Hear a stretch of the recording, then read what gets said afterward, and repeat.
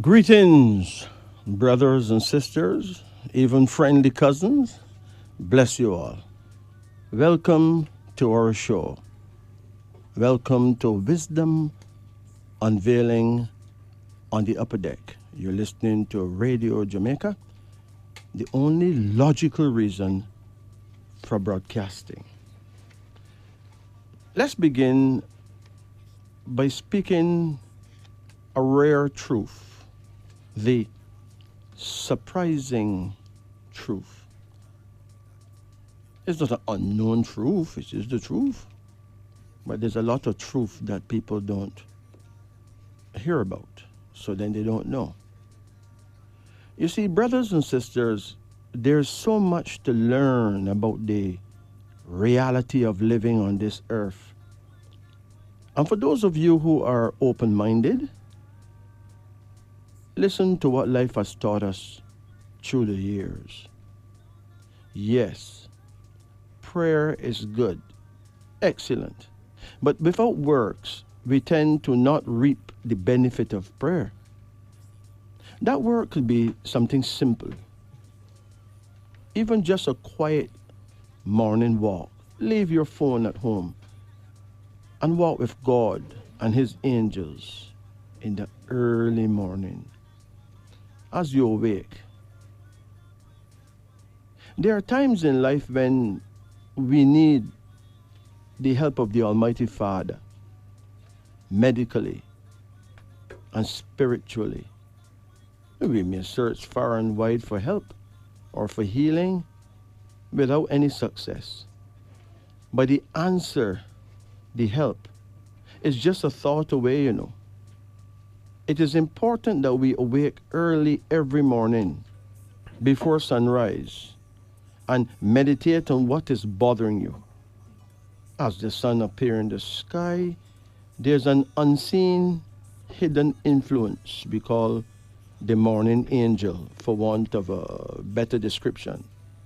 This entity or angel is ordained by the Most High God to comfort and enlighten humanity, those who are up and about very early in the morning.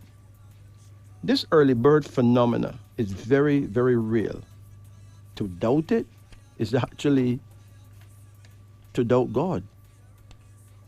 Ask your question then in the silence. But remember, you're not alone. Someone is actually listening. Of course, if you know your prayer time through astrology, you get the same effect while you pray, facing your direction of power. But especially for those who don't know their prayer time of the day, that early morning walk with Father time is absolutely precious. Because the answer, my friend, is in the silence of the morning. The answer is blowing in the early morning wind in silence. Just trust God. The same way you trust yourself, trust God.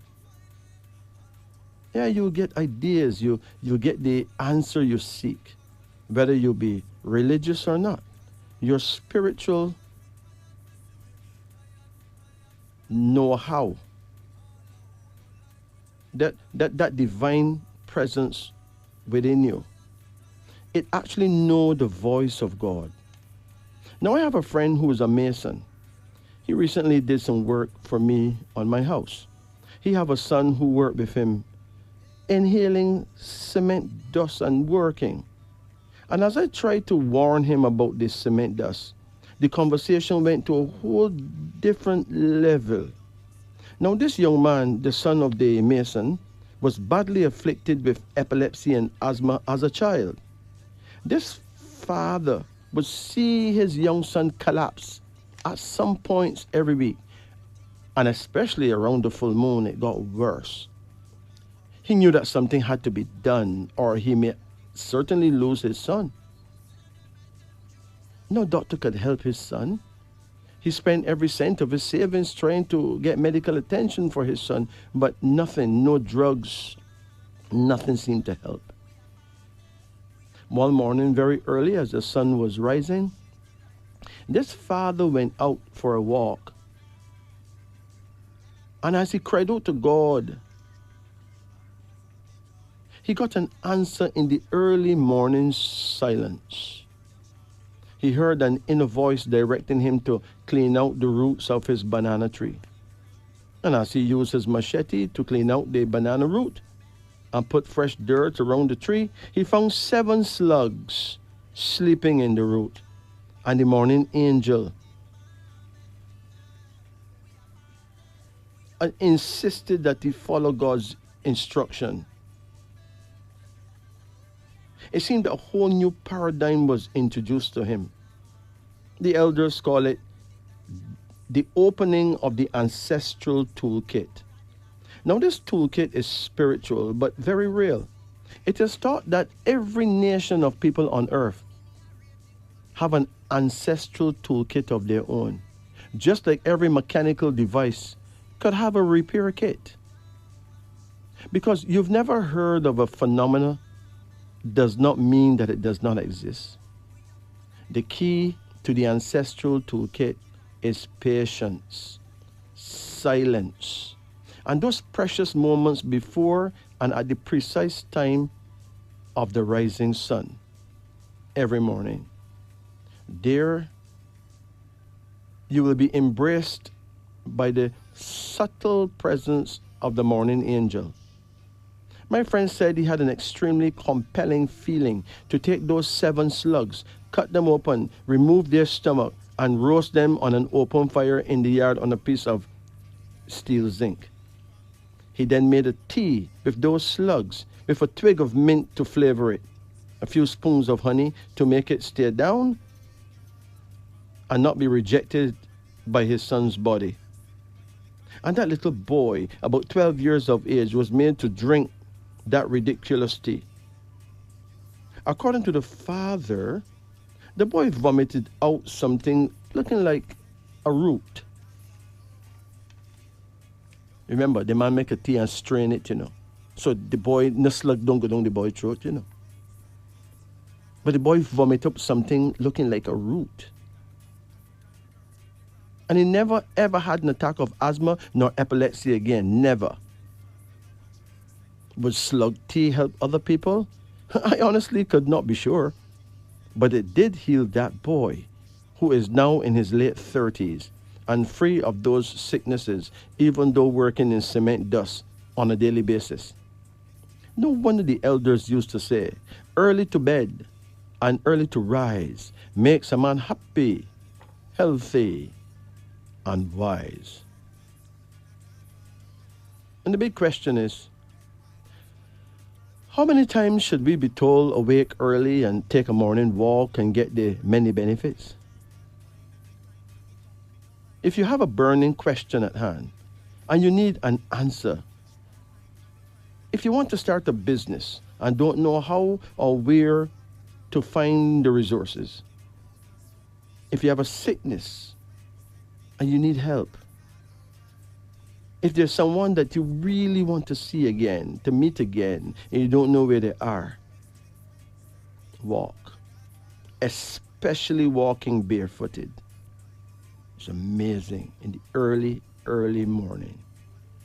But the answer, my friend, is within the silence. It's blowing in the early morning wind. In silence. This, my friend, is wisdom unveiling.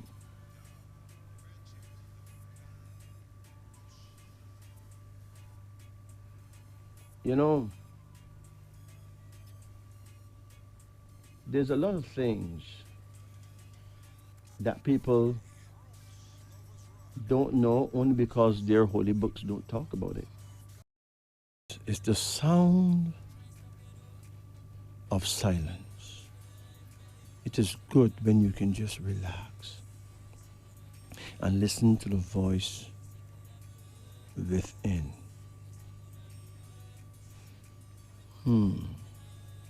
For those of you who would like to get a reading done, you can call me now. The numbers are 876 926 2178. 876 926 8631. 876 926 7615, or you can call us at our toll-free line of 1-888-991-2080. On tonight's menu, you can get a name reading or you can get a card reading. So, give us a call. As a matter of fact, I'm going to visit line 1. Greetings and good night. Good night. Good night. Yeah, how you? I've always wanted to call. Okay. I'm finally getting an opportunity to do it. Is your time, girl. Let's just hope you have enough credit to do it. I hope so. Yes. You can get a name reading or a card reading. Believe you me. What would you like? Card reading. Okay. Let's check it out.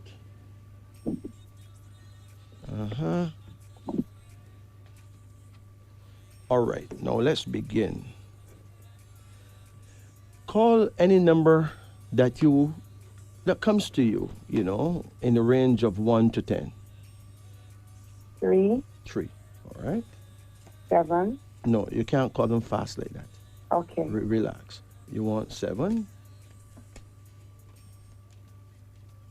Now you can call again. 10. 10. Relax.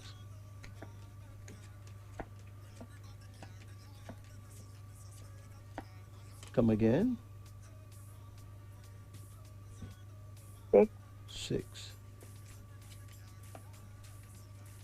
Come again. 4. 4. Come again. 2. 2. Come again. 8. That's it, okay? Okay. Now, I was recently in South Carolina in the U.S., right? Yes. And I asked my daughter what I can give her as a gift. Mm-hmm. And she took me to this fantastic bookstore. It's the biggest bookstore I ever seen in my lifetime, right? Everything is inside it there. I said, Daddy, just buy me a few books. I'm going to read them over and over and over again. But while I was picking books for her, I come across something special that I like to share. It is really an oracle. It is an oracle based on the art of war. Now, the art of war was written by a Chinese high man called Sun Tzu. But Sun Tzu was the chief student of the wisest man in China, a man called Confucius. You ever heard of Confucius? Yes. You'd have heard of King Solomon a lot, but Confucius was really something else in the Confucian era, right? I'm not sure who was first, if Confucius was first or Solomon was first. I don't know that as yet, but I can Google it anytime and find out. Okay. But that's not the point here. The point is that I have an oracle based on Confucian teachings, but it's all about, every great commander in every army studied the art of war, okay? Yes. So I'm going to let you choose one card from that oracle, right? Yes. It has 52 cards in it, so, any number between 1 and 52 is your game. So let's do it without any shame. And there ain't no pain, you know what I mean? Yes. So don't feel no strain. Go on, you're not going to be doing it in vain. Okay. The number that comes to mind is 13. There you go. Well, let me see what goes on here.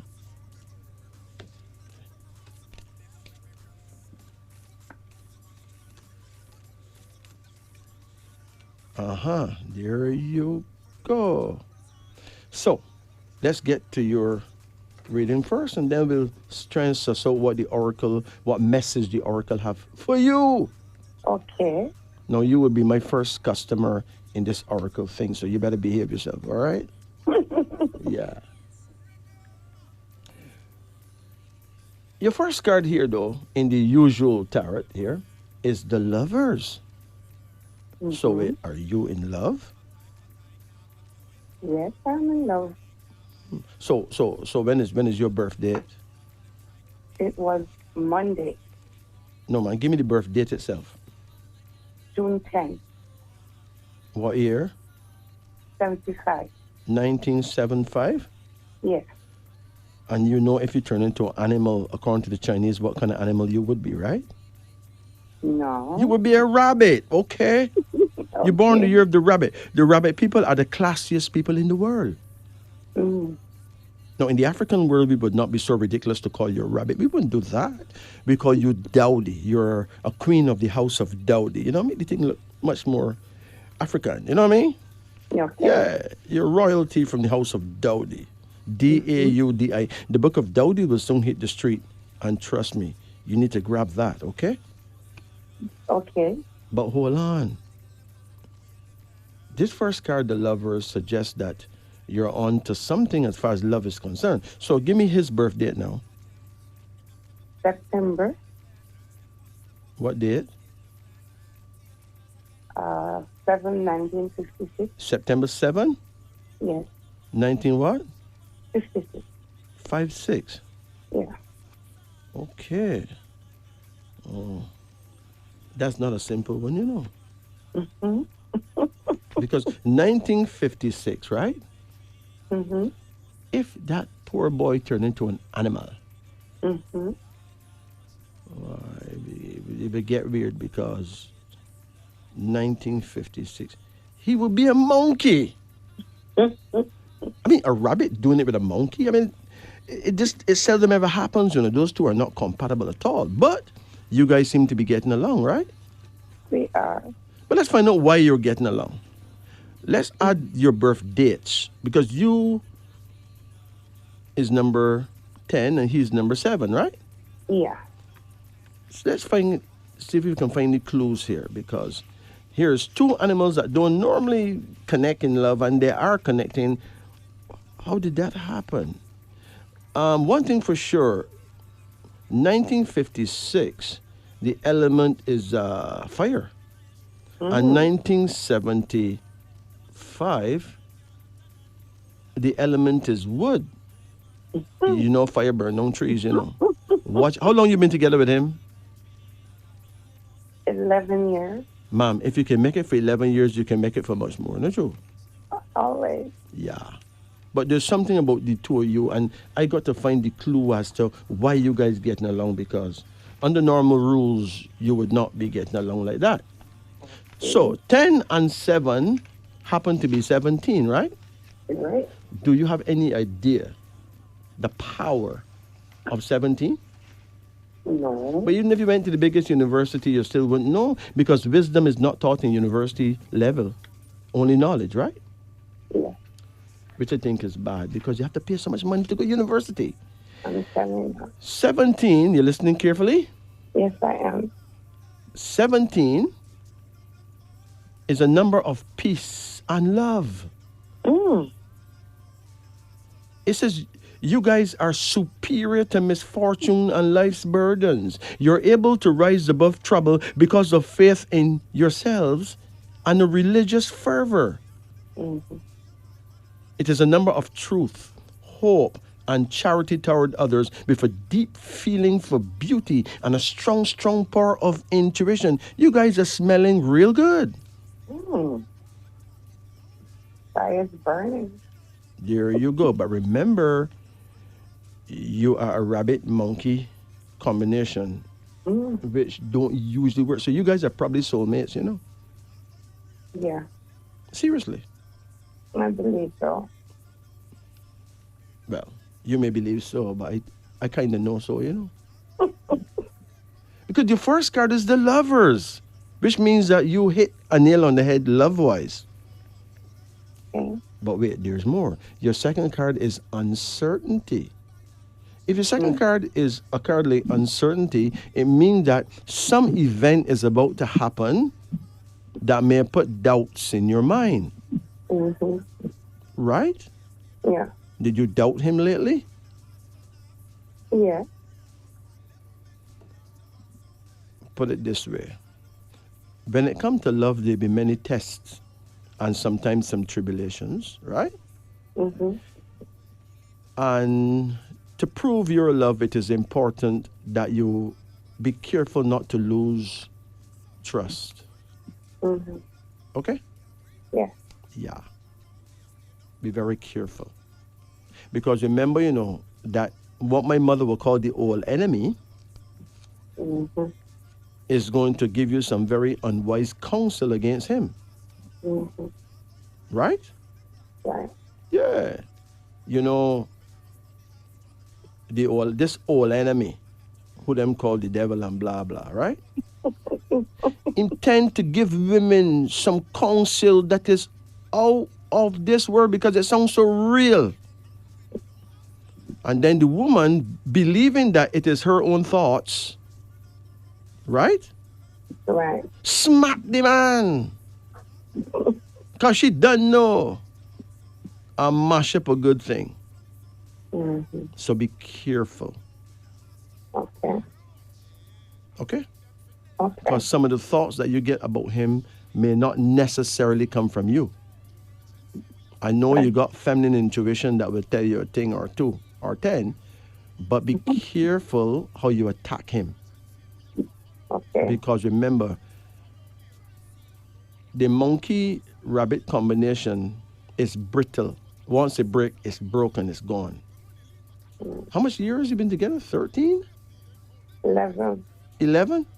Mm-hmm. 11 is the official number of problems and difficulties. 13 is the number of death. So you're coming up a steep hill, followed by a very slippery slope. And you're going to have to know how to conduct your energies. Don't be quick to attack him. Okay? Okay. I can warn you that sometimes the monkey will not tell you the truth. Mm-hmm. Because the monkey places his cards very close to his chest. Mm-hmm. And to tell the truth, sometimes just wouldn't work if you're playing your cards close to your chest. You don't let your little finger know what your big finger's doing, kind of thing. That's a monkey thing, Mm-hmm. And the rabbit is not going to stand for that. Mm-hmm. You get it? Right. But look at the overall picture. Your brethren is far more good than bad, right? Right. So, be careful how you become unforgiving because it have deadly repercussions for both of you. Mm-hmm. You understand? Yeah. Most time when a man lies to a woman is because he don't want to hurt her feelings. Or he's afraid to lose her. Men go through some serious tests in life. Sometimes these tests involve other females, right? Right. But perhaps if the average man was left alone to work things out, he would work things out, and find himself on the right side of history. Sometimes the woman don't give him that time. She just lick him down with some words, and you're lucky if you don't get slapped with a chair. No, Joe? Huh? You're correct. But I can tell that the rabbit is not really that kind of person. The rabbit is more diplomatic, Mm-hmm. more subtle than that. But if it's a tiger, mercy, don't even go there. Don't even go there. You have a card here called preparation. How old you are? 49. Okay. Somebody who you know is going to become extremely pregnant soon. Mm. Somebody close to you. And you have another card here called imagination. Have you been worrying a lot lately? Yeah. worrying actually mean that you don't trust God, you know. Firstly, let me give you your prayer time. Your prayer time is exactly 5 a.m. to 7 a.m., okay? Okay. Your direction of power is east. So face the rising sun and talk to the powers that be. You can't miss. Mm-hmm. All right? Yes. You have another card here. Now, this card, imagination, is a card that shows that you must think positively all the time. Do not allow negative thoughts to cloud your judgment, okay? Okay. And also live within the confines of obeying the golden rule, treating the other person how you would want them to treat you. Mm-hmm. Don't violate that. The golden rule is more important than any law in any holy book. Mm-hmm. It is the law of all laws. That's just simple. Do unto others as you'll have them do unto you. Over and out. If you really obey that, then you would not do this, you would not do that, you would not violate any of the laws, really. There's a card here called the Magician, suggesting that there's going to be a miracle in your life. Apparently, something that you never know that you deserve, you're going to get. Mm. Don't be shocked if you get a new piece of property, okay? Don't be shocked. Okay. Or somebody get vexed and die and leave you in their will. Wow. After bawling for the old man for so long, you happen to end up smiling that he's dead, right? Okay. What a scenario, man. I tell you. I know there's a card here called Nurture. Where's your mother? He died. Hey, your mother wants you to know that she's not dead. Okay. Who had cancer in your bloodline? Her side. Huh? Her side. Her son? She. Oh, your mother? Yeah. Okay. If she had cancer, she's done something for you, though. She's made some kind of intercession for you, okay? Yeah. So it is not likely that you'll die from cancer. You're going to have to choose something else to die from. And you have a card called Beauty. Do you have any daughters? Yes, I do. How many daughters you have? One. One girl? Yes. Is she really beautiful? Gorgeous. Wow. How old is she now? 17. Wow. She is going to have a beautiful life. She will do well. She'll make you proud, all right? Okay. But the oracle, you pull one, and here's what it says. It is warning you, consider the cost of an argument. You hear that? Mm-hmm. It says before you start an argument with someone, be it a partner, a friend, or a colleague, consider the consequences of doing so. If it goes too far, the fallout may be bitter, resulting in bad blood, grudges, and a breakdown in communication. Even if you win the argument, what you win may no longer be worth having, for real. So be careful how you pick any arguments with him, okay? Okay. This wise man, Sun Tzu, who wrote The Art of War, he said, it is only one who is acquainted with the evils of war that can thoroughly understand the profitable way of carrying it on. It is only one who is acquainted with the evils of war that can thoroughly understand the profitable way of carrying it on.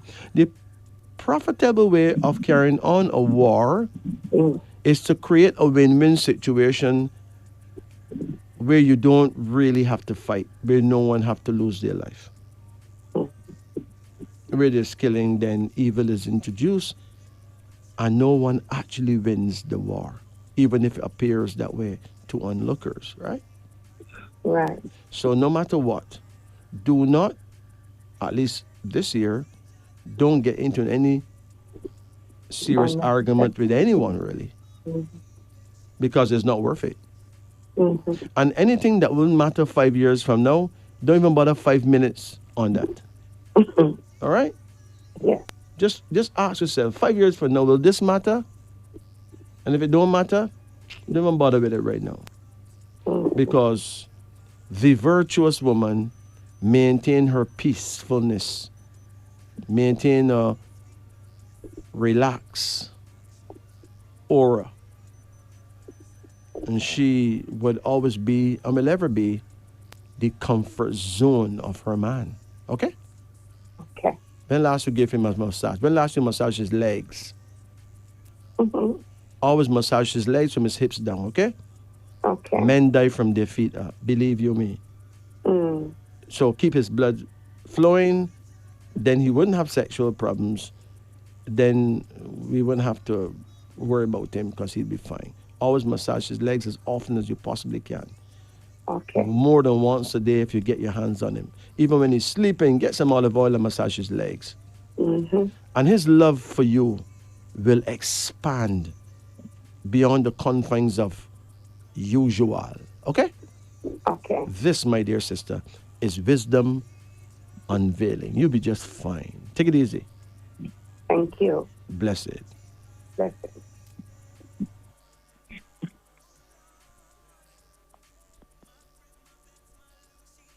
And Wednesday Gleaner to get 7 days free online exposure or book your Job Smart ads directly and double down. Call 876-922-3400 or your Gleaner representative to book your ads by June 28. Connect with motivated candidates perfect to join your outstanding team with Job Smart. Don't miss this pre-summer deal. Yeah. Like a bridge over troubled water. You see, in life, you have many bridges to cross. And right under those bridges is danger, troubled water, water with sharks in them, water with piranhas in them, waters with water snakes in them, waters with dangerous fish, dangerous reptiles, alligators, crocodiles. But you walk on that bridge and trust Almighty God. And while you're at it, trust Mother Nature too, that she won't make that water just rise suddenly and wash away the bridge on you. But it all comes down to trust in the powers that be. And remember, you'll be just fine. This is wisdom unveiling. Let's return to our phone lines now. Greetings. Hello. Hi, good night. How can we help you? Hi. This is King Station, right? King Majesty right here. You're on Radio Jamaica. You're on the air. Are you there? Yes, I'm hearing you. Yes. How can we help you? You can get a name reading or a card reading. Could I have both? No, but you can get perhaps the most important one, which is the name reading. All right, sure. The name reading is about your personal power. Wouldn't you like to suss that out? All right, that's cool. Well, what is your first name? Laura Lee. Pardon? Laura Lee. Spell Laura. Is it Laura? Yes. -Lee. Laura Lee. So that's one name, Laura Lee? Yes, that's my first name. Okay, so what, you have a middle name? Yes, Ariel. Ariel? No, Arielle. Arielle? Mm-hmm. Arielle, right? Yes. That's it, Arielle. Yes. That's Spanish or something. Oh, Lord. And what is your last name? Oh, Lord. James. Pardon? James. James? Yeah. Okay. -BARRET.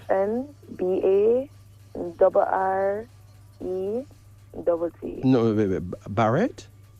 Yes. BARRETT? Mm-hmm. Okay. No, it is important to note that a name is not just a word. A a name actually put a spell on you. Okay? Yeah. Your spell could be a blessing or it could be a curse. A lot of Alright. people believe that them neighbors work witchcraft on them, but it's really the name that them have that mash them up and them don't know. Because we Alright. don't know these truths, we find someone to blame. Anybody who don't like we say them do it, right? So Okay. I'm going to decode these names and see what comes up, okay? Sure. Well, Laura Lee, the decoding is simple because L is 3, A1, Mm-hmm.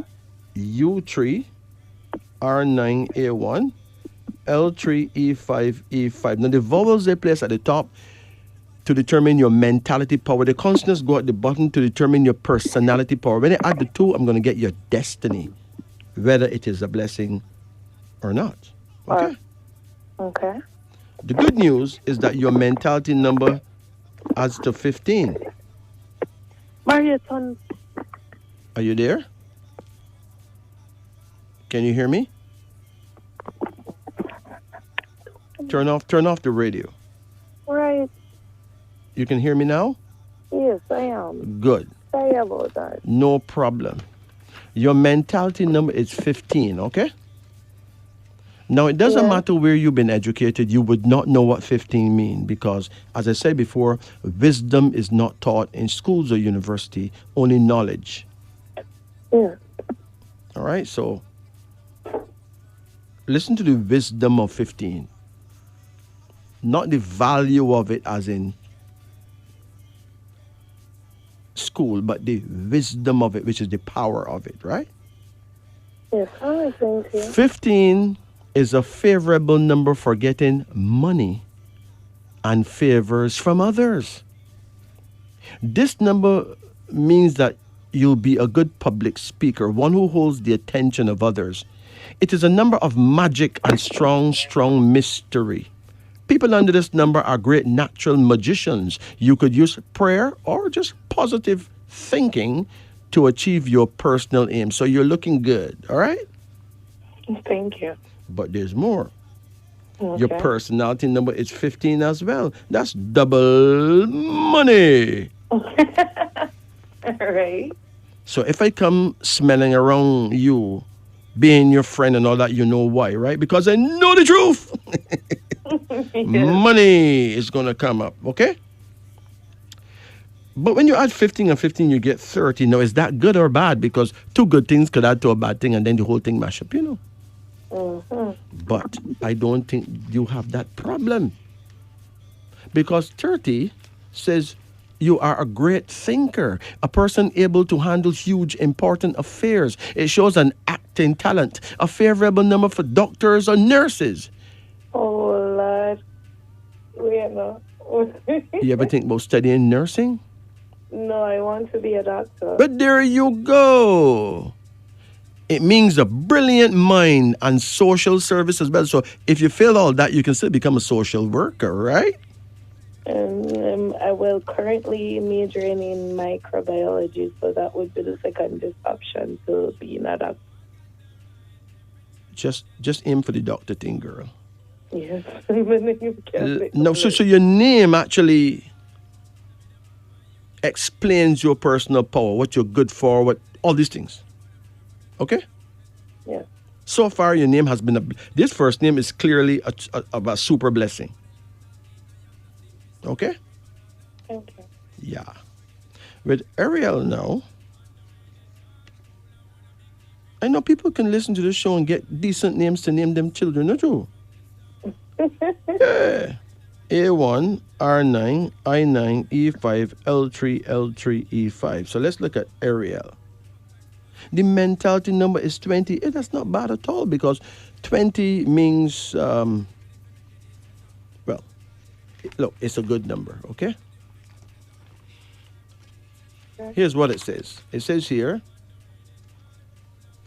full of life, great plans, a sense of action, not too taken up in dollar and cent success, yet strongly drawn to a cause or duty. And 20 have a lot to do with the people who may be born in one country but end up living in another country for a long time. So who knows? Maybe you get a deal to live abroad, you know? Yes. No, I actually like. All right, may I say something? I am a very spiritual person, but I tend not to delve on the spiritual side.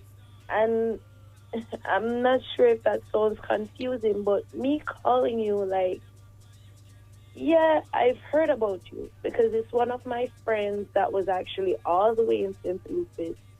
Big up from Newmarket. I believe it's Sherika Drive. Okay. And him really have problem getting the signal even for listening to you. I'm hoping he can solve that out for my friend Rasta Lorica Market. And he said, listen, you need to call King. Right? You need to call King. And since tonight I come in and the radio turn on. And me be honest, like, I'm not trying, like, how to put it, based off a first-hand customer, right? You seem credible. Because, yes, I did live overseas. Well, I traveled. I went through 2 10-year visas. And my father took me when I was in my teenage years. So you kind of have me at a standstill right now. Me be honest. All right. Don't jump over the wire fence, though.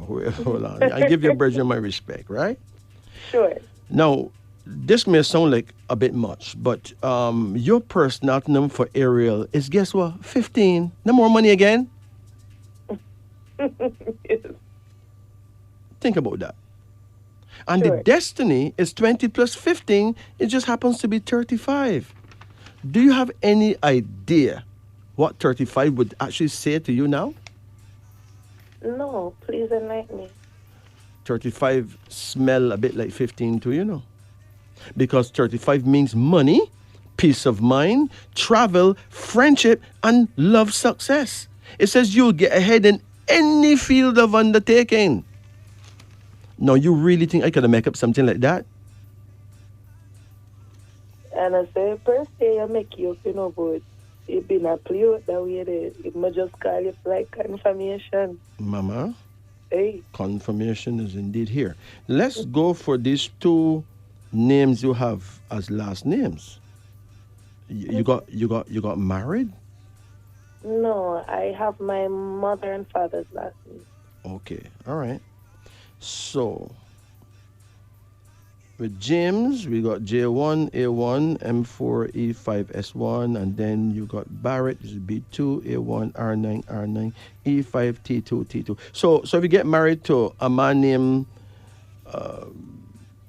let's say you get married to a man named Johnson, you going to name Laura Lee, Ariel, James, Barrett Johnson? And most of so, no, me applying for job one, I don't know which one is. The truth is, though, according to the Bible, it says a woman should leave her father's house and cleave to her husband, right? Right. So if your So daddy, that means if your daddy give you away at so the that means wedding, that daddy have to go away. and you still hold on on daddy No, pants you foot. know, it's not the person, hold on. I'm not to give to TMI, but my mother actually grew me for X amount of years. So it's like I had that, what you would have said, Reef, whose name am I going to drop? That's cool, but So- listen to the highest plausible. You want to hear the highest truth? Mm-hmm. The highest truth is that neither your father or mother ought to have had these names in the first place. These are the names of people who enslaved them for 400 years, right? Yes, because I do have white. This is named from the slavery, the plantation. So really and truly, what our people need to do is get rid of these names and build new names, have our new bloodlines, you know. But anyway, you have it, you got it. So let's look and see what James said now. The mentality for James is 6. The personality is also 6. What is 6? 6 says you're blessed with the ability to make friends that last, a great lover of art and music, a magnetic person that have a compelling attraction for people. You hate jealousy and you hate unreasonableness. And if you had the money, you do a lot for the homeless people, right? Yeah, I remember correct. And then the destiny for James is 12, which is not so good because 12 is a number of suffering and worry. It tends to make you a victim. And people under that number are often sacrificed for the sake of others. Yeah. So, that's kind of up and down. But that's more up than down. You got 6 come 2 places. That's 2 different sets of music, right? But then Barrett, the mental number is 6 again. And the personality number is 24, which is real interesting. I'll tell you why. It is a blessing, when you know what numbers mean, because then you can figure out enough things. There's a thing called the law of intelligent selection, right? Look at what 24 says. People under this number will win friendships among the rich and powerful. You will succeed famously in love and sex. It says your sex partner or mate, like your husband or so, will do a lot for you, help you get somewhere in life, and guess what? Influential people will come into your life to rescue you from hardship. Mama, it don't get better than that, right? But hold on. The destiny for Barrett is 30, and we done talk about 30 already in Laura Lee, saying that you could become a good doctor, right? Yeah. So you don't really have much of a curse in your name, It's mostly blessings.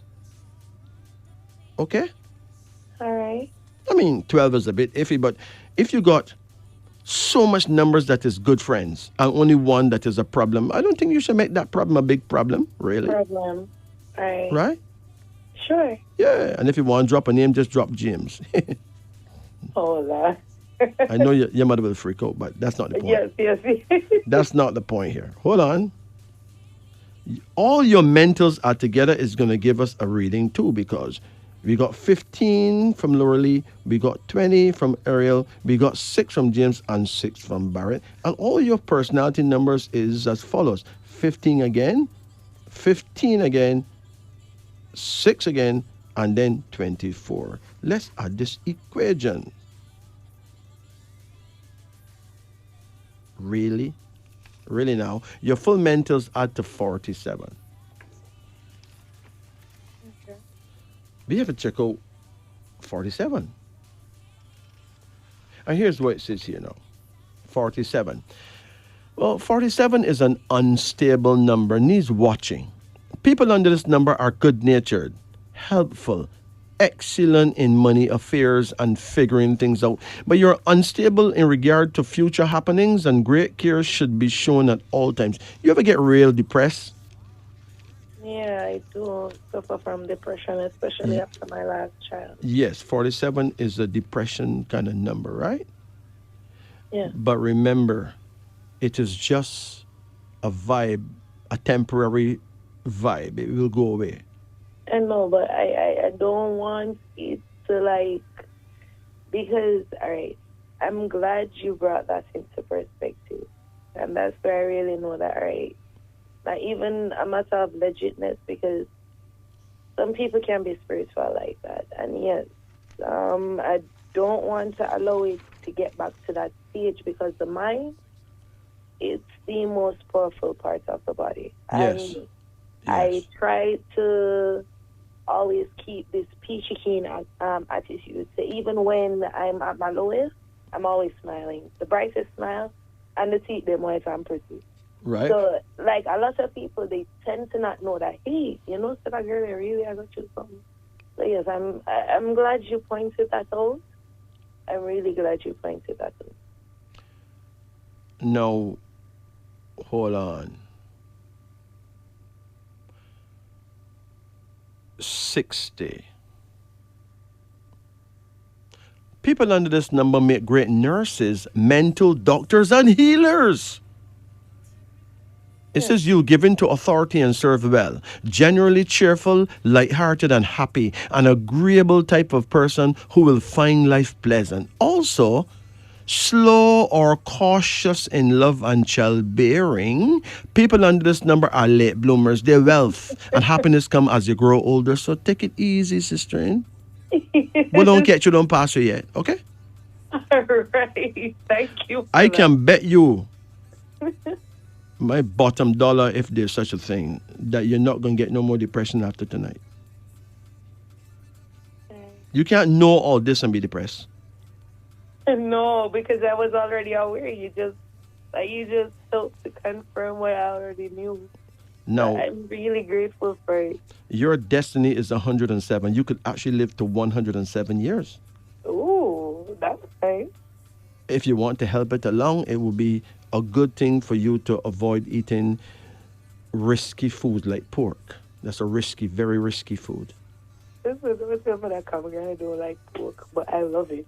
You love pork? Yes, but my granny read her know her Bible back and front. Don't like it. It is a very risky food. All right? I was driving on the North Coast one afternoon and I see a big sign marked, "Know your pork." I nearly ran off the road, you know? No, because really and truly, right? Yes. It makes so much sense to me because it can't be every pig that give you a problem, you know.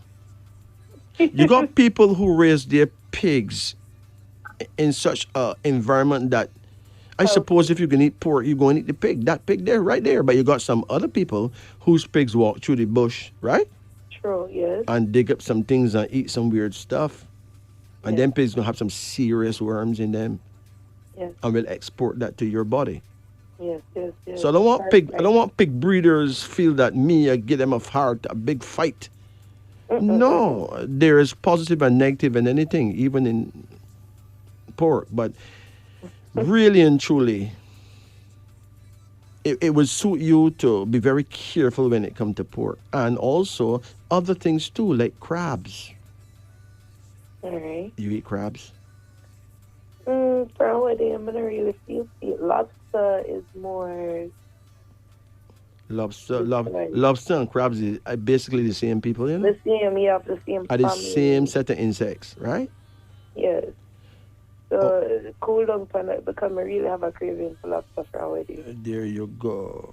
Give me your birth date. The 13th of August, 96. 1996. Mm-hmm. Now you are a Leo, right? Yeah. If you had to find yourself in the Bible, you know where to look, right? Not quite. No, you are in the Bible. Every one of us. The Bible is astrology. It's just that people don't know that. Oh. In the Bible, you are Judah. You are the one that became the conquering lion. You're the one that became the King of Kings. Oh, okay. Just like Christ, King David, King Solomon, King Haile Selassie, they're all from the tribe of Judah. The Bible says in Judah is God known. All right. And most biblical prophets are from the house of the tribe of Judah. Okay? Right. But you're born on the 13th day. Now that puts a twist on it because that put a twist. 13 is the official number of death. Yeah, if my birthday falls on Friday, I'm not going away. Oh boy. Well, hold on. 13 is a number of death and destruction. It symbolizes an energy that may actually destroy itself. So if you get really depressed, you could become suicidal. Yes, highly. Do you know why skyscraper buildings don't have floor number 13? Do you know why hotels around the place don't have room 13? Because people will die in those places like flies. I do. I know. That's my, what would I say? It's a blessing and a curse. Right. So hear me now. Call me off the air one these days and talk to me and remind me of your birth date and everything, right? Sure. And I'll give you some other knowledge that is helpful to anyone in your particular scenario. I don't have the time and space on the radio to say that, to do that. Man, that's all right. My number is 876-844-2295. That is 876-844-2295. Okay? All right. Thank you so much. So take it easy. Let me give you some numbers, though, because you have numbers that, 4 of my clients win lottery with numbers from them name already. These numbers are very important. It's like a numeral DNA. So write them down. You have a pen? All right. Wait, hold on 1 second. All right. Sure. Your power numbers here are, believe you me, 15. Sure. 30. 20. Mm-hmm. 35, Mm-hmm. 6, Mm-hmm. and number 12. All right. Okay? Let me ask you back for the number again. 844. 844-2295. All right. Thank you so much. All right? And one more thing. Do you know, I mean, you're the queen, you're Judah, right? Yes. You know, you're a queen, you're not an ordinary person. You're Leo, you're Judah. You're Her Royal Highness, astrologically, okay? All right. So let me add something for you then. Would you like to know what daily colors to wear, you being the queen and all that, for your ultimate success? I think I have You're- an inkling, but you can help. Your Sure. Royal Highness. Just write them down, okay? All right. Your daily colors to wear for ultimate success are as follows. Sunday, it would suit you, Your Royal Highness, to wear gold or yellow. Mm-hmm. Your Highness, on Monday, you ought to wear white. Mm-hmm. On Tuesday, wear red. Okay. Wednesday, hey, purple or mixed colors. Okay. Thursday, wear blue. All right. The color for Friday is green. Wear something, a nice green suit, man. Or if you have a job where you have to wear a uniform, you could wear them as panties. Nobody don't know what kind of bloomers you have on, duh. That's true. Yes. Right? Yes. Do you know any color panty is called a bloomer, right? Even though it's not blue? Right. You never thought of that? Yeah. Yeah. Think about it. You got black bloomers, pink bloomers. Really? Anyway, Very good one. Thursday is blue, right? Mm-hmm. Friday is green. Mm-hmm. And Saturday, black. Oh, my favorite. Mama, this has been Wisdom Unveiling. You take it easy, walk good, and remember, you are a queen, okay? Thank you so much. Bless you, Your Highness. Bless you. And bless you so right.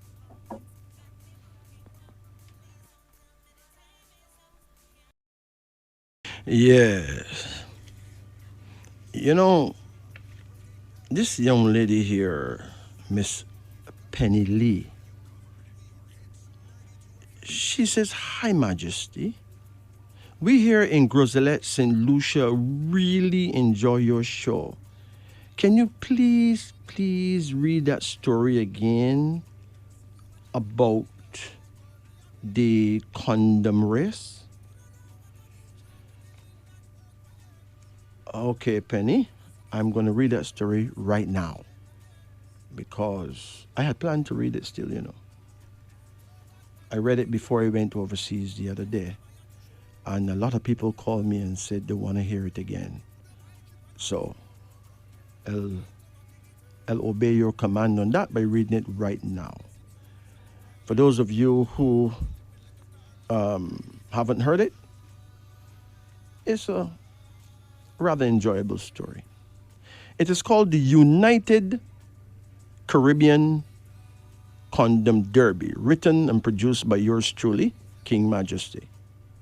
And it goes something like this.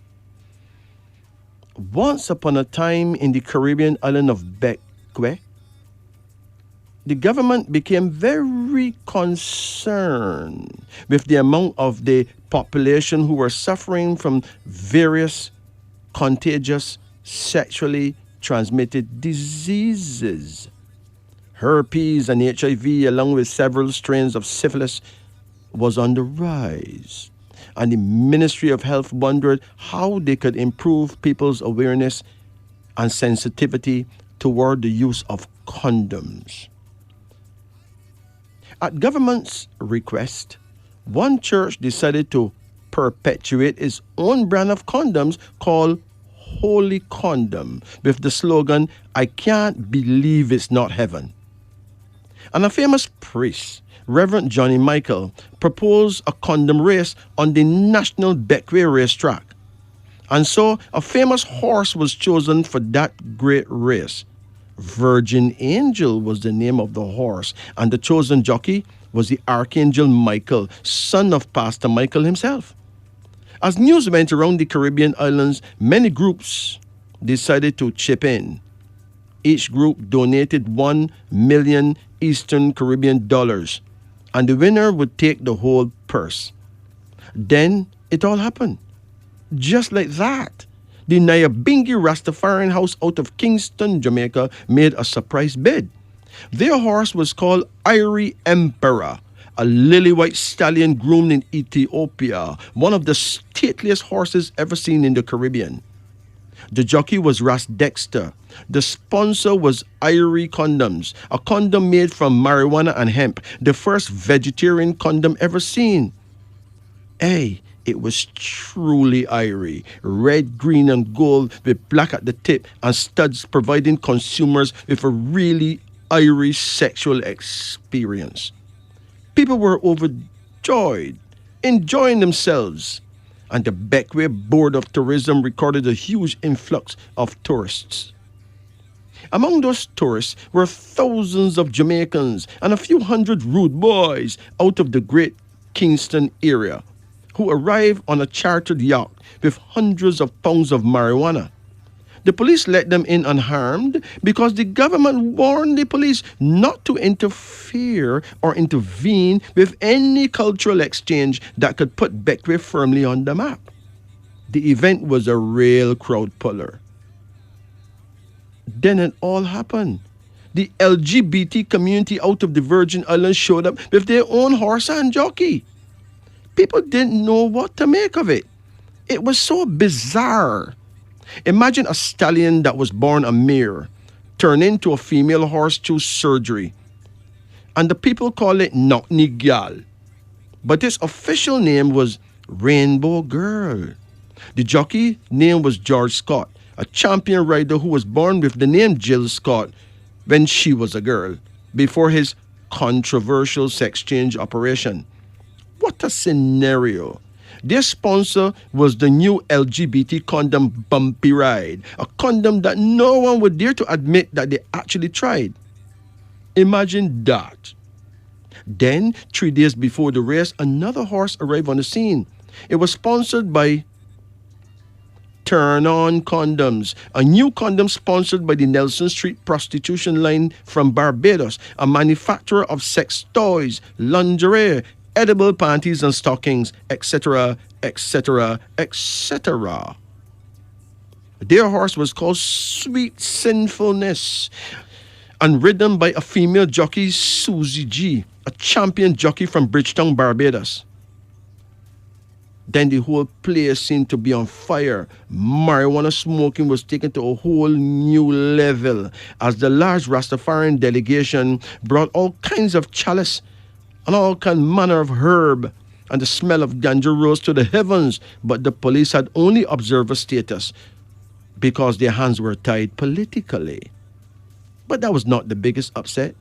No, sir. The biggest upset was a bid made by Beckway's champion jockey. This great skilled jockey launched his own condom line, Joe Grind Condoms, in 3 different sizes, so that any man that come up short of the glory of manhood could still purchase a well-fitting condom.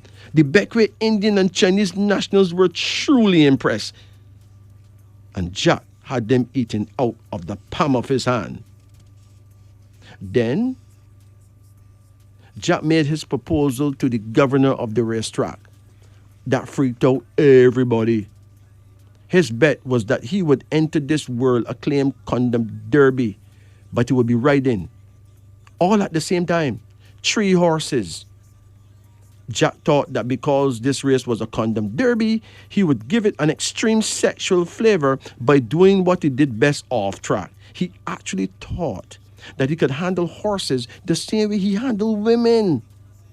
He would ride these 3 fastest, beautiful, and graceful horses, the best from his famous Jack Pryor stable. Now, the race actually had 12 horses, backed by 12 condoms in the end. 12 condom companies, but would add a couple more horses to the race. So there will be two spare horses running without jockey in this same race. The ticket sales went through the roof. Imagine X amount of thousand Rastafarians wearing red, green, and gold outfit with Lion of Judah flags waving in the air. X amount of rainbow LGBT flags posted anonymously on the racetrack grounds. X amount of church flags with the Holy Cross waving in the air. X amount of rude girls screaming for Susie G, the female jockey from Barbados, gyrating and behaving unruly to the music of soca and steel band music from Trinidad. X amount of tourists from around the world watching this spectacle of a race in utter amazement. And all leading news agencies and media houses in the world attending this event at a huge stadium and racetrack newly built just for this precise purpose. It was more than bacchanal, my brethren. It was pandemonium in Little Beckway. Now, the horses are in the box, and the race began. This man, the great Jack Prana, thought that he and he alone deserved to get the Gold Cup. He, being the most skillful jockey of all time, would ride 3 of his horses all at the same time.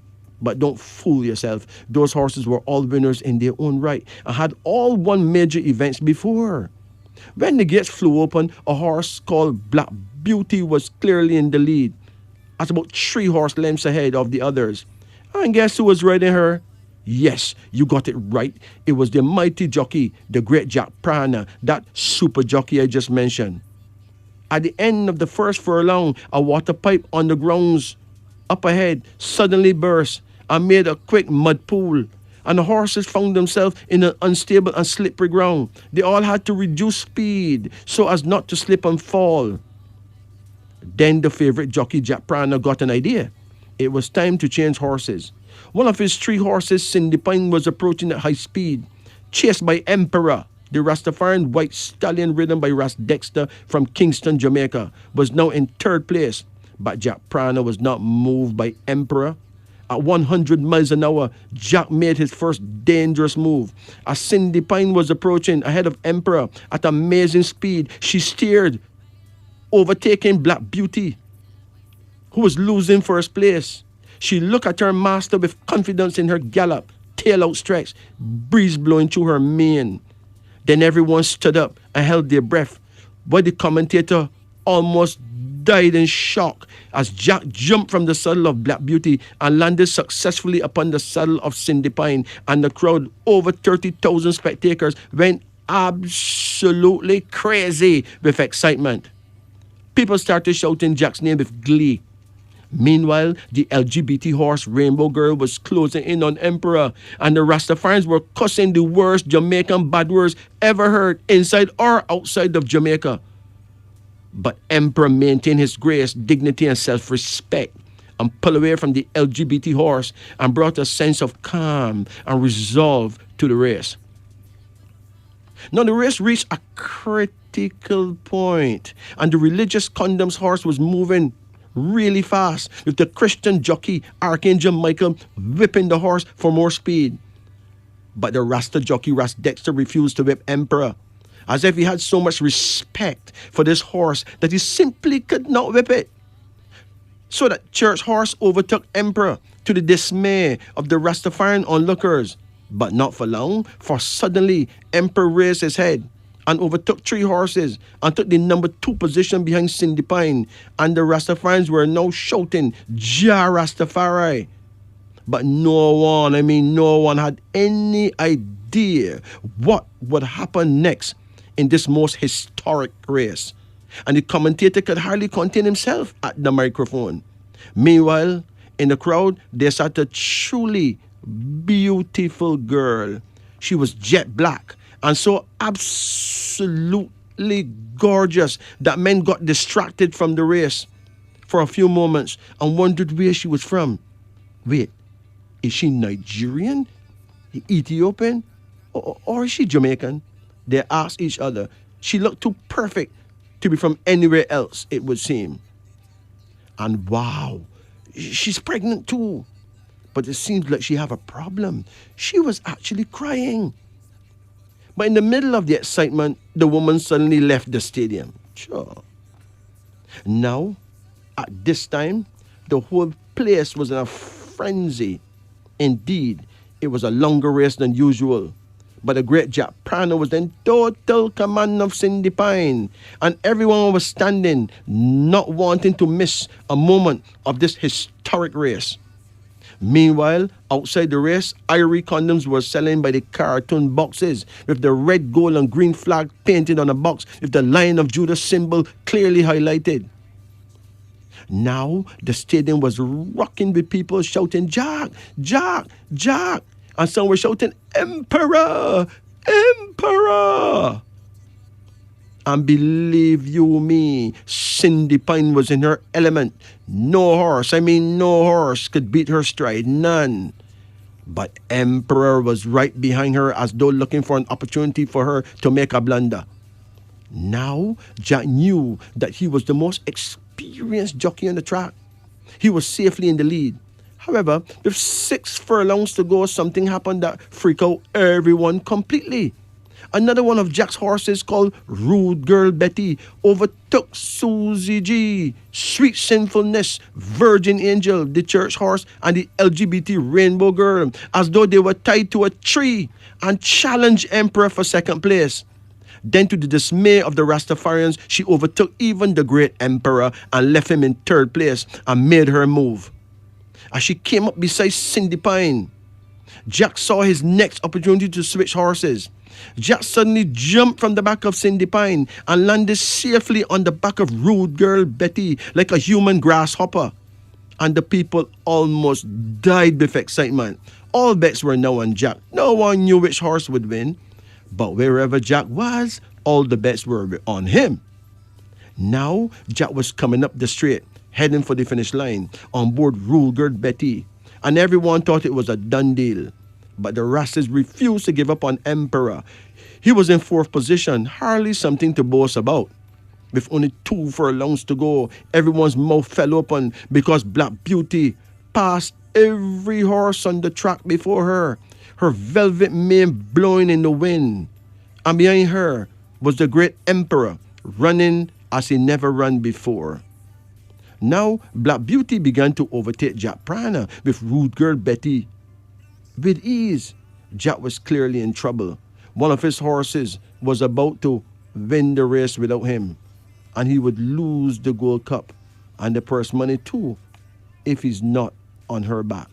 A horse without a rider cannot be declared the winner in any race. Jack would have to settle for second place and would look like an idiot. So Jack suddenly made his final move. He jumped from Rude Girl Betty to mount Black Beauty. But his timing was not good enough as Emperor made his way between the 2 horses as the Rastaman finally used his whip to indicate to Emperor that it's death before dishonor. Jack fell on the racetrack and broke his neck and was trampled by 8 of the horses. And so Emperor won the race with champion jockey Ras Dexter. Everyone cried at the sad loss of the great Jack Prana. Second on the finish line was Sweet Sinfulness. Then in third place was Virgin Angel. And the last horse to cross the finish line was the LGBT horse Rainbow Girl. Now there was a long silence in the stadium, and people sadly walked out. Most people were asking each other the same question. Did Jack really need 3 horses in that race? Really? What if Jack had stayed with Black Beauty from the beginning? After all, she was the leading horse out of the gate. She was the most careful horse when they reached the burst pipe with water and slippery mud. She had speed galore. She had real class. Apart from Emperor, she had gracefulness and absolute beauty. Like Emperor, she was intelligent on the track and knew when to give it her all. But it was easy for her without any jockey on her back. The real horse that stood the test of time was Emperor, the most Irie horse ever seen on a track, courtesy of the Rastafarian community and Irie vegetarian condoms that are Irie gone to bed. Now, the truth is that Jack Prana was the greatest jockey of all time, even unto the end. But he tried to ride he tried to ride too many horses at the same time, said one old lady. It reminds me of some men out there who would have 3 girlfriends at the same time. Such men are miserable losers, she said. Anyway, the story ends at the great Jack Prana's funeral. For believe you me, 3 different women showed up to mourn him as their husband, wearing wedding rings and all that. Jack has secretly married all 3 of them.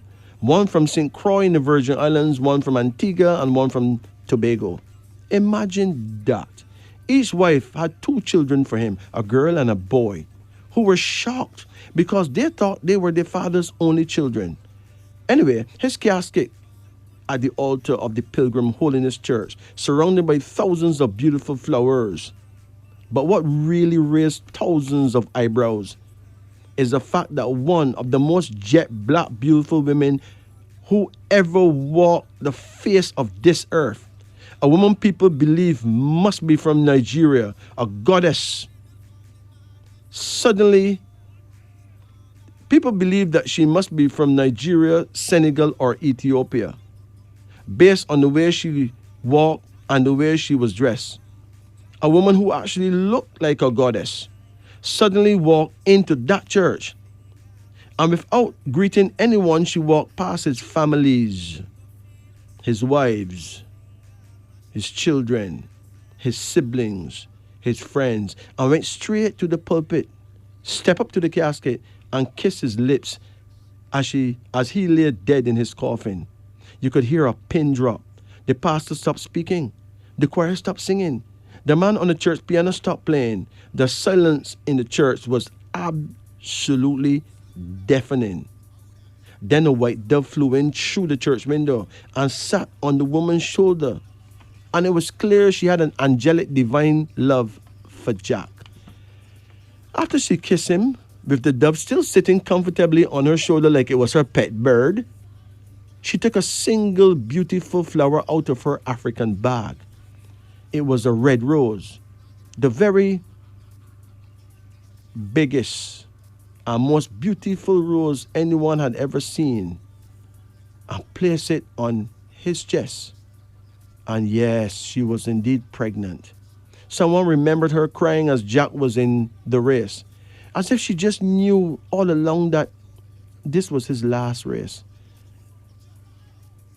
the last time she would ever see him alive.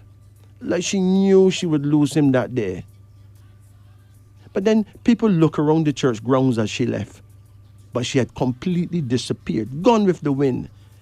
The most beautiful woman anyone had ever seen was gone. And no one ever saw her again. What a thing, man. What a scenario. This is Wisdom. The show is Wisdom Unveiling on the Upper Deck. I'm your host, Majesty. Now, Kathy in Mobay, here's what she have to say. She said, King Majesty, I want to thank you from the bottom of my heart. You saved my sanity 3 years ago. I would have killed myself for sure if I did not talk to you. I'm happy now, very happy, just like you said I would be, and living my best life. Please play Night Nurse by Gregory Isaacs for me, or really, if you can't find it, any other Gregory Isaacs song would do. Okay, Kathy, I'll play your Gregory Isaacs song a little more. In the meantime, let's go to our callers. Greetings. Good night. Blessed. Yeah, how you do? Too bad. Okay, how can we help? Card reading, please. Card reading? Yeah. Okay, let's do it. Call any number in a range of 1 to 10. 10. Hold on.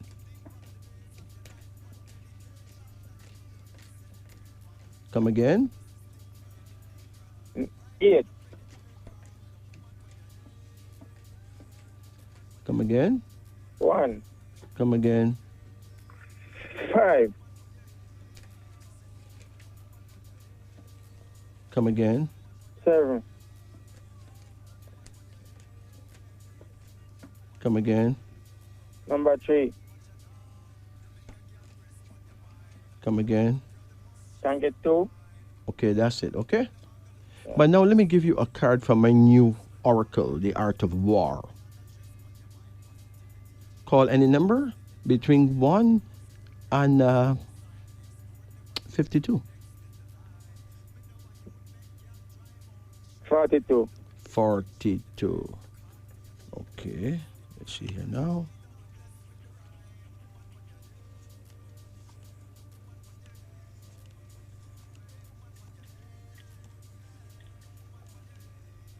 Here goes. Okay. All right. So now your first card in the ordinary deck is called Potency. How old are you now? 58. 57. Do you 57. have a son? No. Any children? 2 daughters. But no son, right? No. Okay. 2 die. I get 2 die, but I don't know. You had 2 sons and them died? Yeah, one die, and a lady pregnant for me 2 times and threw it away. She had abortion. Yeah. Not under my consent though. Okay. There's a card here that suggests that either you're going to get a son again biologically, or you're going to have a grandson that will be just like your own son to you. Okay. And he will really and truly make you smile, okay? Okay. Yeah. And you have a second card here suggesting that you have been on earth many times before. Okay. You're an old soul. And you have another card here that shows that there have been times when you come under spiritual attack, you know. Okay. But God is with you, you know. Okay. Yeah. I can feel it sometimes. Yeah. And then you have a card called the Devil, which means that somebody really tried to work some serious witchcraft against you, you know. Seriously, you know. I can feel it sometimes. Seriously. So what you do them? You teach them good? You take away them woman? What you do? Just a move. Normally, I don't do anything. Never hurt a man yet when I born. At least not in this life, right? Not in this life. Yeah. You have another card here now called Regret, showing that you ought not to regret the children that you have lost. Okay. Those children would have caused a lot of trouble in your life. Okay. Imagine having sons who won't stay out of the prison. You know what I mean? Yes, I understand. Sometimes, you know, sometimes some bad things happen to stop some worse things from happening. Yeah, true. So don't feel no way. Them gone, but based on the cards that you pull, the devil would have him hand in those boys' life. Okay. So give thanks that you were saved.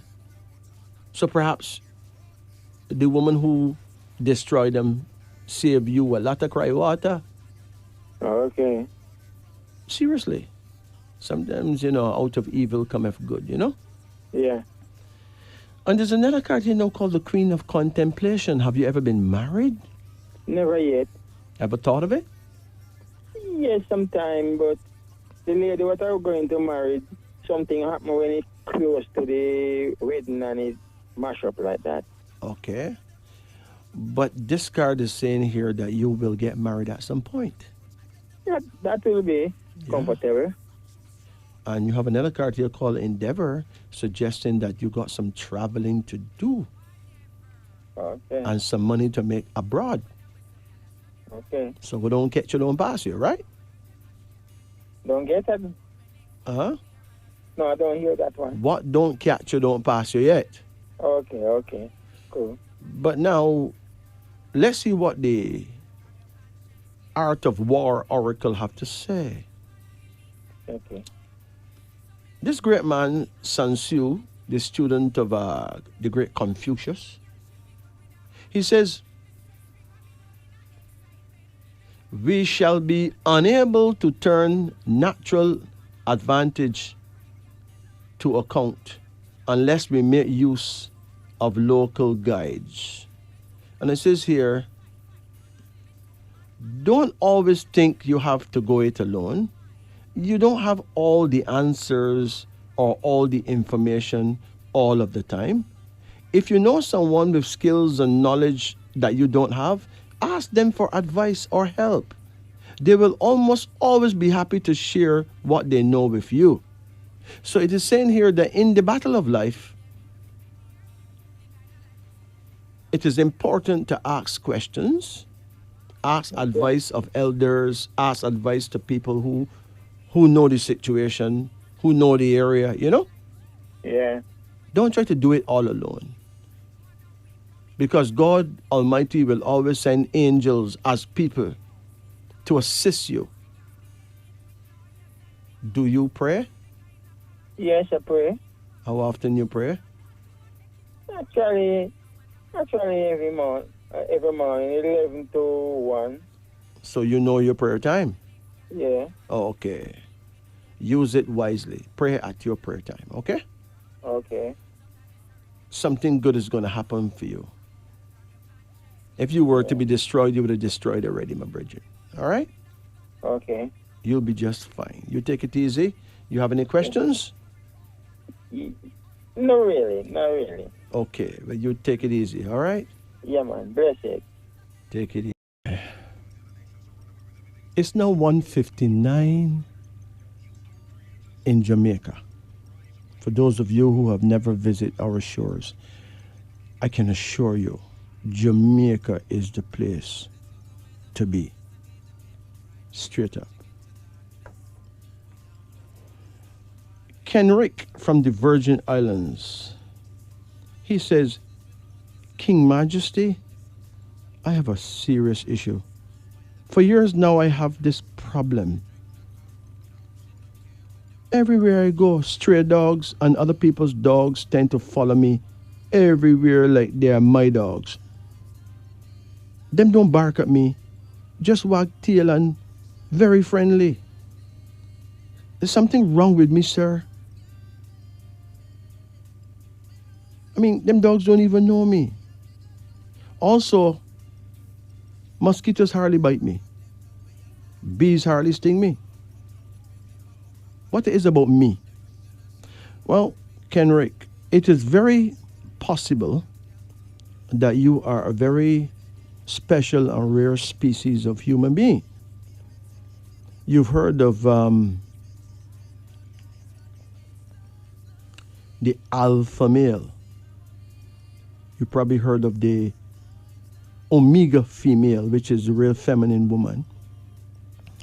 The alpha male is the real truly masculine male. But then there's another alpha male that nobody don't talk about in Jamaica because he's like 1 in 7 million. He's the arch alpha male. I suspect you are an arch alpha male. So you're special. 1 in about 7 million.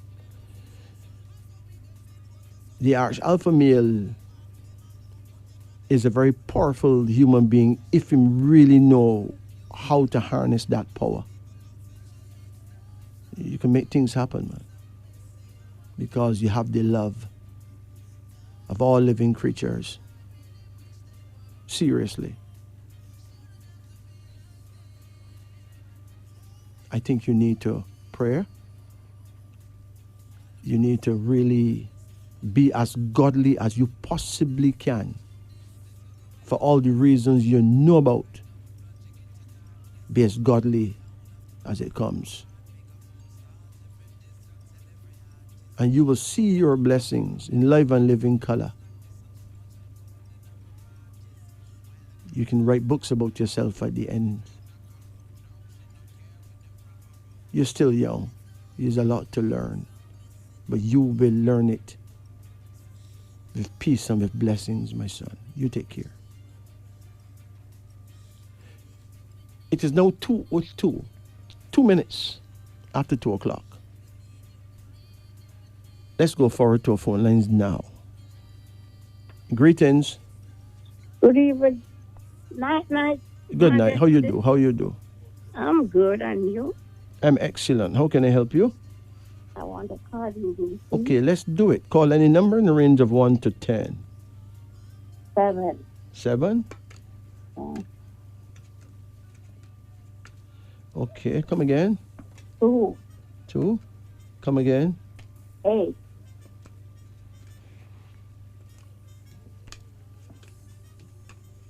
Come again. 5. Come again. 9. Come again. 4. Come again. 10. Pardon? 10. 10?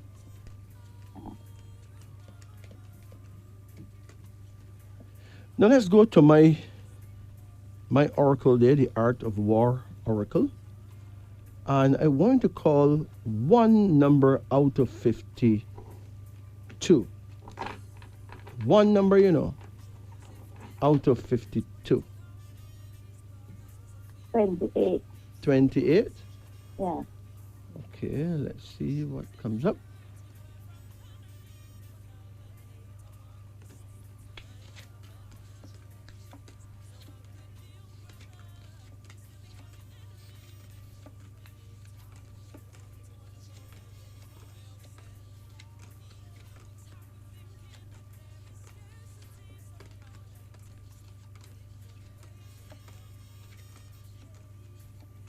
Here we go.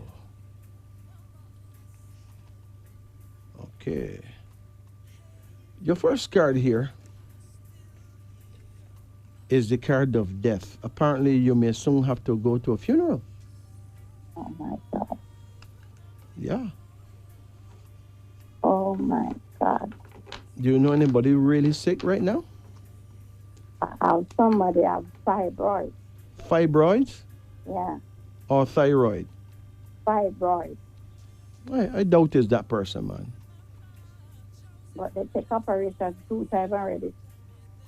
I doubt it's that person, Mama. Okay. Okay? It could be an old person whose time has come. All right? Okay. Yeah, man, don't get dramatic about that. It's just a funeral, right? People die all the time. Your second card here is the Queen of Contemplation. What happened to your mother?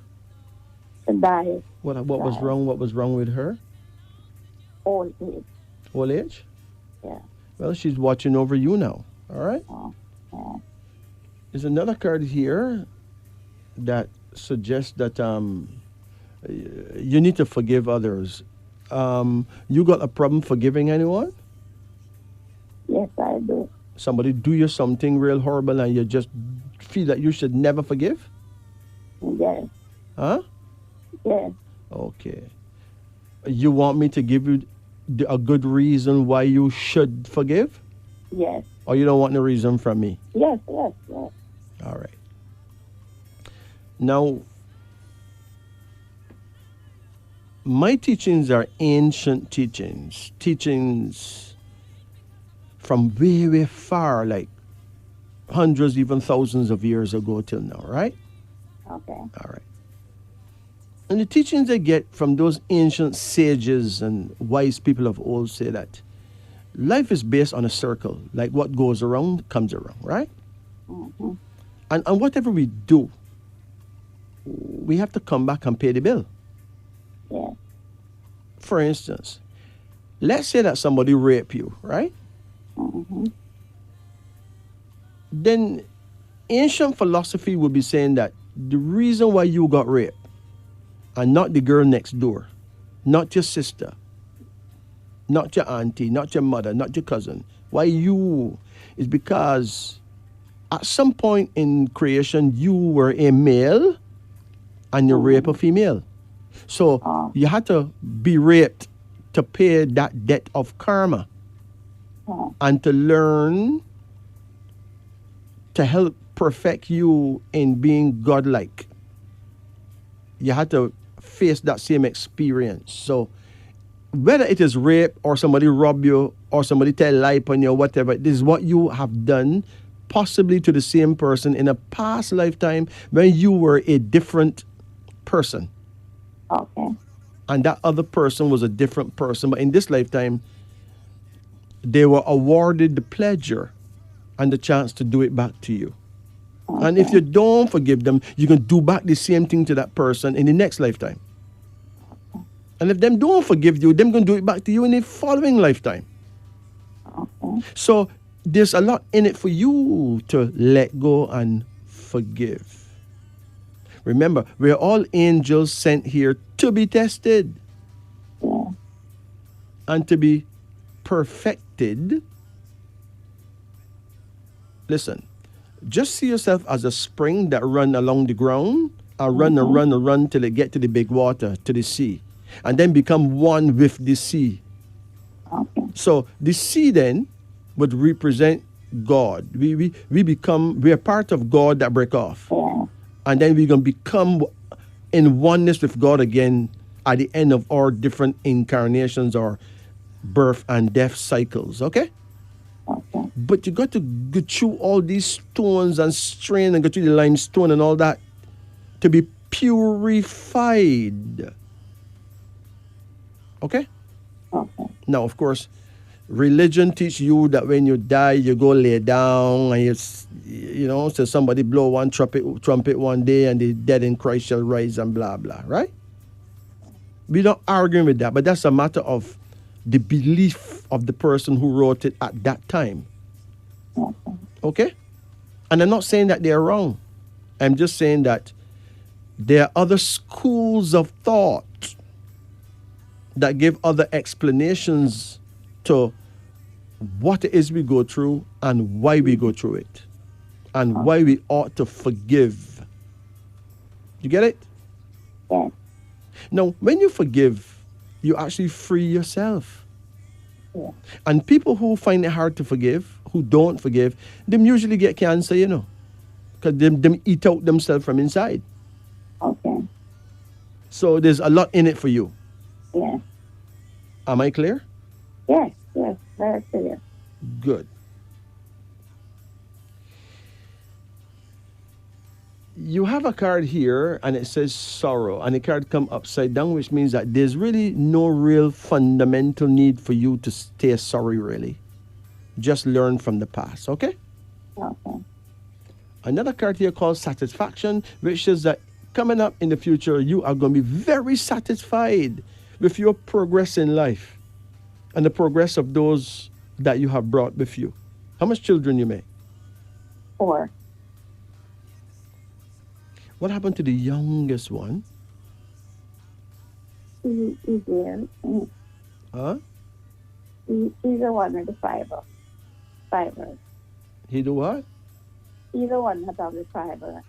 Fiber. He or she? He. She, right? Yeah. Does she still get lots of bleeding problems?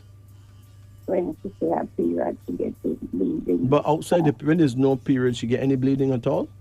No. She'll be all right then. There's another card here now called victory. If you want to cut down on the amount of bleeding she gets, right? Yeah. She need to get a herb called shepherd's purse. Shepherd's purse. Yes. What parish are you in? Portmore. I'm in Portmore. Okay. I don't know if shepherd purse grow in Portmore, but it's possible. Shepherd's purse grow literally almost everywhere in Jamaica, but people don't really know it, right? If you come across a herb and somebody says shepherd's purse and you can get it green, bite up a piece of it. If it burn you like pepper, that's the real thing. But you can go to any herbal shop and buy shepherd's purse. The person must drink it cold, okay? It cut the bleeding. There's another card here called the Hermit. Do you, the hermit, have you been in love lately? No. You haven't been in love for a while, right? No. How old you are? 76. Well, so you live more like a hermit, right? Chancellor. Yeah, and you're kind of comfortable how you stay, right? Yes. Yeah. My husband died 2 years ago. Yes. You and him got along well? Very well. And really and truly, no man can really replace him. I mean, no man can play that role. Not true? No. Yeah. Anyway, your husband wants you to know that he's not dead. He's alive and well with his mother and other ancestors, okay? Oh, okay. You will meet on the other side when the time is right. Okay. And the art of war says, plan ahead. You got your radio on? Are you there? Phone carried gone. All right. Are you there? Yes, I can hear you. Can you turn off your radio? Yes, my radio is off. Okay. It says here, plan ahead. Don't make it up as you go along. It says life is full of decisions. Some people put them off or ask for advice. Others simply stick a pin in a list. In reality, you need to use intuition, reason, or a combination of all. Intuition is more suited to simple or quick decisions. More complicated reasoning requires a formal, structured approach, using reason, facts, and figures to decide whether the answer they lead to is right. Now, since he's gone, you've had to make a lot of decisions as to what to do with certain things, right? Yeah. And how to handle certain things. You know, when you pray, you should think about him.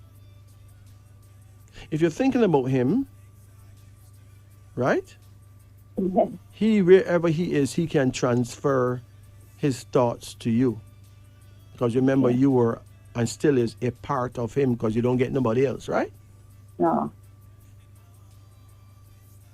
A part of you know that at your age, getting someone else may literally break that connection, you know? Yeah. And you don't want to break it. I can respect that.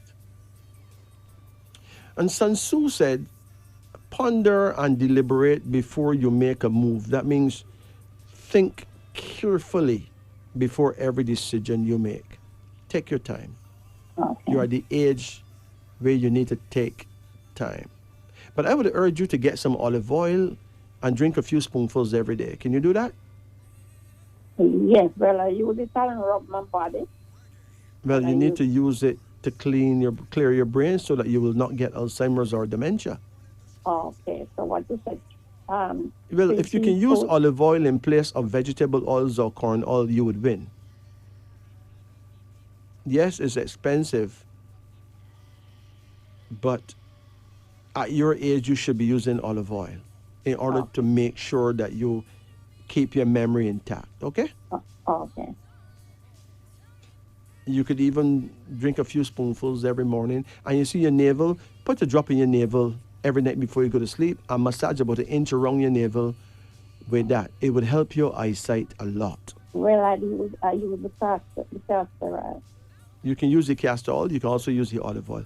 You can use the castor oil in mornings, use olive oil at night. What's going on with your eyes, ma'am? Well, one is bad, so I see out of that one, and the other one I just barely see out of the other one. Not fully. Okay. Just use those oils and you may actually get the better part of your sight back. Use those oils in your navel. The navel is a secret place that where you can oil those nerves that it can stop your eyes from getting dried out and all that. Okay. Stop the degeneration, okay? Okay. All right. So you take it easy, Mama. Okay, so my daughter will be okay. Yes, but tell your daughter it is important for her to not eat chicken, everyday chicken you buy at the shop. Tell her don't eat that. Okay?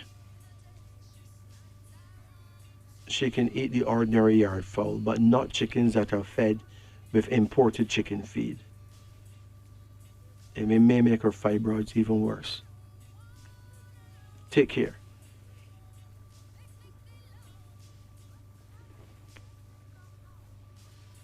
And greetings. Good night. Good night. Yeah, how you do? Can I get a card reading? Okay. That can be done. You ready? Yes. Have you had a reading before? Yes. How long ago that was? About this month will be 6 months. Okay. Too early? No, you're good. You're good. Call any number in a range of 1 to 10. 8. Hold on. Come again. 7. Come again. 5. Come again. 4. Come again. Number 1. Come again. 10.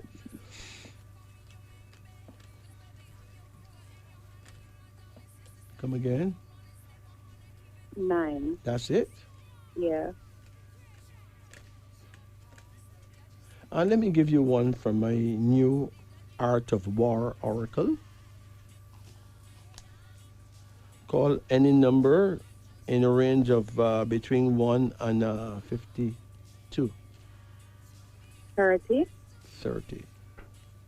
Hold on.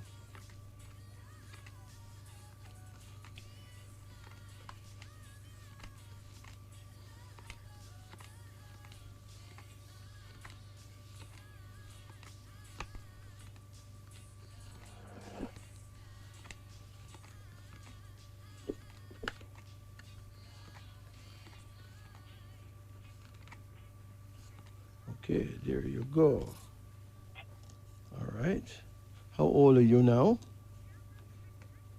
41. What- 42. What is your birth date? 16th of October. You what? 16th of October 1982. Okay, you know, 16 is a troublesome number. Yes, I know. When it comes to love life, it kind of put love life in a real problem, you know? Yes. How's your love life right now? It's okay. Okay. Remember that you must not jump to conclusions, all right? Yes. Or your love life will just mash up, just like that, Yes. you know? A person born on the 16th day is the easiest person to end up divorced. You ever got married? No. Okay. Your first card here shows a daughter. You have any children? Yes. What do you have? Daughter. Well, here she is. She's the princess of evolution. How old is she? She's 20. Okay. She may be a bit miserable, fretful sometimes, but she's a good girl. Very. Yeah, she's someone that you can't lose off of her, okay? Yes. But there's a son here. Oh, God.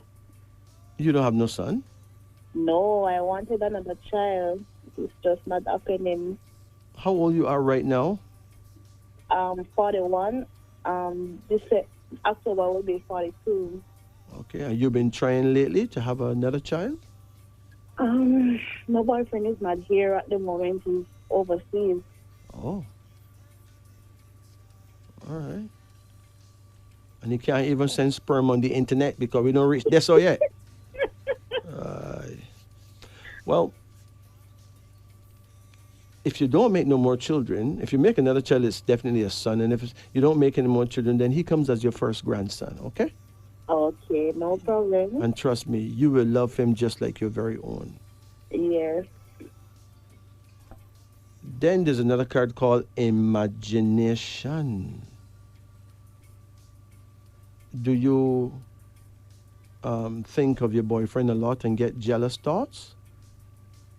No, I'm not a jealous person, you know. Uh-huh. Do you accuse him of anything at all? Not really with women, like, you know, sometimes other things. Remember, you're number 16, right? Yes, So you will tend to create a lot of trouble sometime yes, with sometimes accusing him of things that he can't bear, you know? yeah, So be careful. Sometimes when human beings accuse their spouse of things, sometimes it's really not so, but it looks so. true. That him always tell me.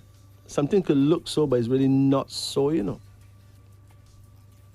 And it's really painful to that person who you're accusing.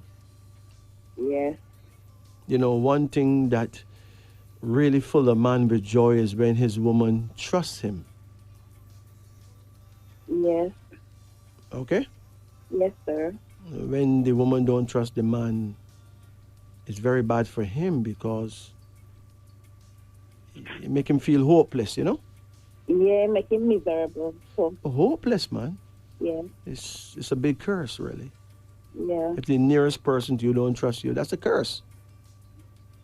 yes, Especially if you don't deserve that kind of bombardment, that kind of disrespect, you know? yeah, You know, then you have to ask yourself, what's the point in being loyal? So you don't trust him, you lose him. yeah, So, especially as a number 16 person, you must be careful. yes, There's a card here called preparation. That's a pregnancy card. So, either somebody pregnant or somebody gonna get pregnant. yes. I gonna hide behind a tree and see if I you. I wish that it's me. Wow, it's not impossible at all. And then there's a card here now called valor, which shows that in the past you've had some run-ins with people who don't like you, Yes, but you don't do them nothing really, no, no. and they will accuse you of doing them the worst things. True, true, Some people mental, you know. Some people head gone. true, true, true, so true. And then it says completion. You're going to finish your house. You start the house yet? I have a house, but I want to do it in concrete, but I'm in a little problem. You're going to get it done for sure. You're going to finish your house. Concretely, you will finish your house Yes, and even go upstairs too. thank you. Don't thank me, thank Almighty God. Thank Almighty God. Yes, As Bounty Killer would say, He are the one. Okay. yes, And now we have a card called oppression. Oppression. If you had made a son years ago, right? yes. Something bad would have happened where he would have ended up in prison, you know? Really? Yes. Okay. But if you make a son now, that wouldn't happen. But if you had made a son when you were really in your prime, right? Yes. Something bad would have happened. I think I got pregnant after my daughter, but I got a miscarriage. Yeah, well, if you had that baby, you would have had a son, but he would have ended up being a prisoner, you know? Okay. And that would have destroyed you. Man, I'm telling you. You couldn't sleep. In the art of war, the card says reason over power. In an argument, the most determined, loudest, or nastiest contestant may win with little reason involved. To use influence over power to win is harder. Someone highly skilled at using indirect methods will win without their adversary even knowing there was a fight. To do this, you need to understand the situation better than the others to get reason into play. So you need to analyze everything before you get vexed. That's me. Yeah. Okay? Yes. Take time and analyze everything before getting upset about it. Because very often things is not the way they seem. Yes. Right? Yes. That's a serious thing, you know. Serious thing. But you'll You'll be fine. Sun Tzu says, in all fighting, the direct method may be used for joining battle, but indirect methods will be needed in order to secure victory. So sometimes your battles don't have to be about you disrespecting anyone or Yes. fighting anyone. Yes. It can be that you listen to the other person and try to understand what them going through from their end. Yes. And even though you know that you're right, you let them Yes. have their say, Yes. and you can win without having to fight. Yes. Because all you want really is peace. Yes. And nothing else don't really value anything So true. but peace and the safety that you have hurt no one, so you don't expect to be hurt by no one. You know what I mean? Yes, sir. Yeah. Any questions? I'm going for my visa in the week. I want to know if I'm gonna get it. Okay. Just love it. Now, one day a man decided to travel by ship with his friends. While in the middle of their journey, the boat began to sink. Everyone tried to escape by swimming, but it was all in vain. All drowned except this man, who succeeded in clinging to a floating object. With the effect of strong winds, the object took him very far to a small island where there were no men or animals, just a few insects. With the sweat of his brow, he managed to build a small box entirely made of straw. He stayed there for several days, eating fruits, and began to get used to his new life of suffering. Even if he did not get used to it, he eventually began to lose all hope of seeing his family again any day. Every night, he lit a fire in front of his house to warm himself. One evening, as usual, he lit the fire.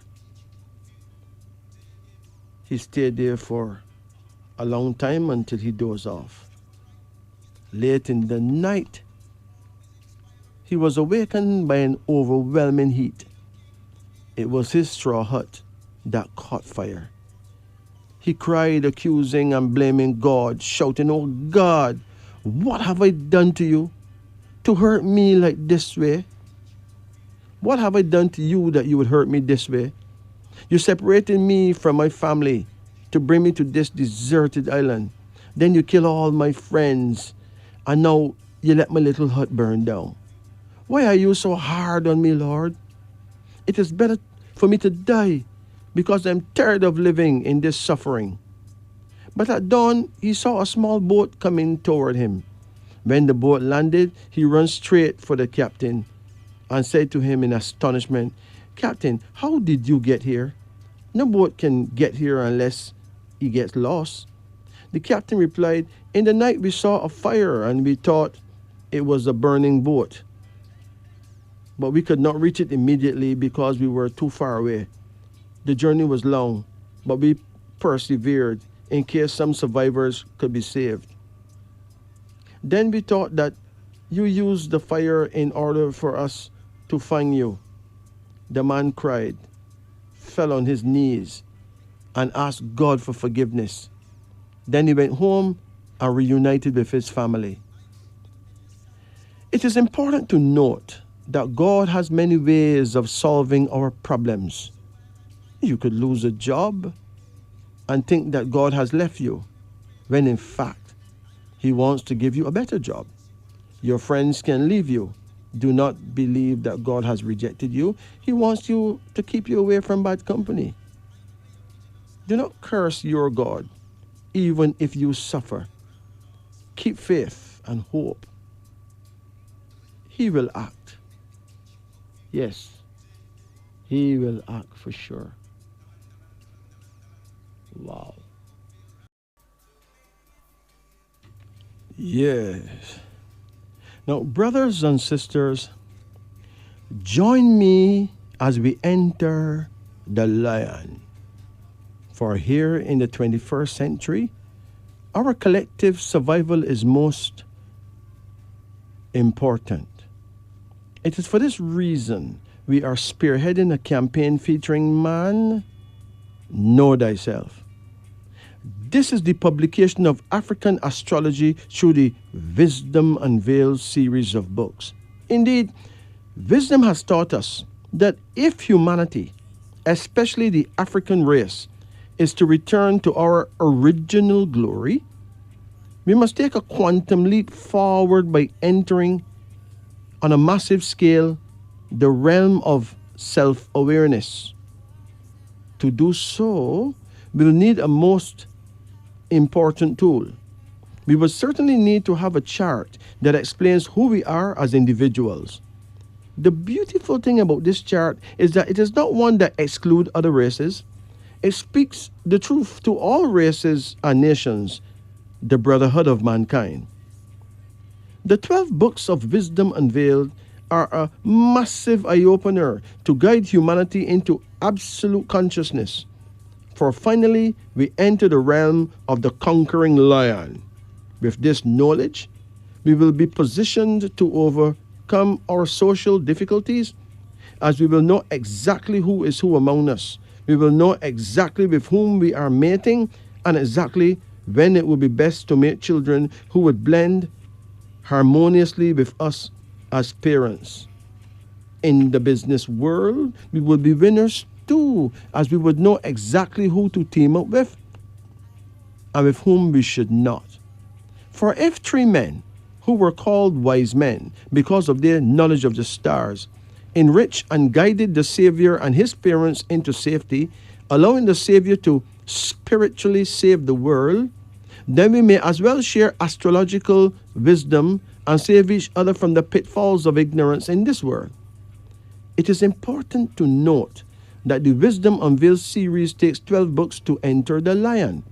These 12 books are Book 1, the Book of Abasi; Book 2, the Book of Bandele; Book 3, the Book of Cheke; Book 4, the Book of Daude; Book 5, the Book of Ihioze; Book 6, the Book of Fadel; Book 7, the Book of Gamba; Book 8, the Book of Akizimana; Book 9, the Book of Ibrahim; Book 10, the Book of Jabarai; Book 11, the Book of Kamau; Book 12, the Book of Lisimba, featuring the ways and wisdom of their respective peoples.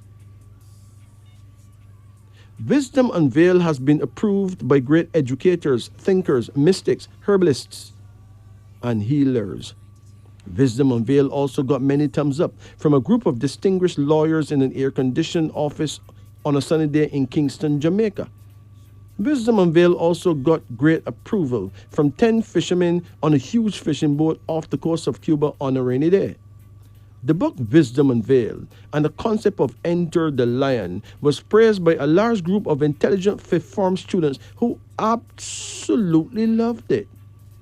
Wisdom Unveiled was inspected by a very stern inspector of police who declared that the book Wisdom Unveiled is absolutely wanted. Of course, a pun was intended there, he said. A few pages of the Gospel of Wisdom Unveiled Enter the Lion was read by a prominent church leader who would never be caught reading astrology, but surprised me by saying that as an Abasi person himself, he wants his own copy of Wisdom Unveiled, Abasi, for himself, and a copy of the Book of Bandele for his Bandele wife, because he thinks that at this time in world history, and in the context of the African struggle for self-empowerment, the 12 books of Wisdom Unveiled is long overdue. Amen. Hallelujah. It is important to note that the Wisdom Unveiled series of books is not here to replace any holy book. No book can replace the Holy Bible. But Wisdom Unveiled is a most practical guide to peaceful living, prosperity, and man-to-God contact. There's no book available that can better help you to understand yourself, your fellow man, and your difficult relationships. It is indeed true that we, the Alkebulan people, lost this amazing information in the year 1165 BC when the Earth's highest seat of learning, the first known university on planet Earth, the only school that ever taught absolute wisdom as a science, the University of Timbuktu, often referred to as the University of Sankore, with its several mosques and all that, including the Sankore Mosque in present-day Mali, Africa, was burnt to the ground by the Hyksos, a band of terrorists from Asia, in their vicious attacks. Many of our elders were killed, and thousands of rare artifacts, including papyrus scrolls detailing numerology, astrological data, and other advanced wisdoms, were stolen or destroyed. African war defense elements such as boomerang technology were also destroyed. Ancient techniques of psychic surgery were hidden by the elders and probably never recovered. But the truth, though seemingly lost or undocumented, can never be completely erased from a people's collective consciousness. It cannot be forever removed from a people's history. Like an ancient riverbed, the source of a spring will one day burst out again. Because the truth transcends all boundaries, even the boundaries of ignorance. The truth is the embodiment of time, of space, of circumstance. The truth, my friend, is God himself. Today, the 12 books of wisdom unveiled into the lion is a permanent reminder of who we are. It encodes us with the teachings of the great Queen Nzinga I and her husband, His Divine Grace King Prempeh, executive crown prince of the Dogon peoples of Mali. In this book, you will learn about her 12 pairs of twins and their respective powers. This book reminds us of our glorious past, our war-making and peacemaking powers, our ancient weaponry technology, and most importantly, Sankofa, the return of our tribal heritage. The 12 books of wisdom unveiled inform us of Alkebulan holistic mating techniques, including sperm retention, our powerful knowledge of numerology. Now, friends and family, it is important that we all be aware at all times of the products we consume. If you're not sure what you are about to eat, don't eat it. We're living in very strange times. There are ridiculous things we are unknowingly consuming for reasons unknown. The following codes tell the truth of what we are being fed, unknown to us, purposely, and it is scary. If you go and you buy a product, no matter how vegetarian it is, read the label. You'll be shocked to know that you may come across on this vegetarian product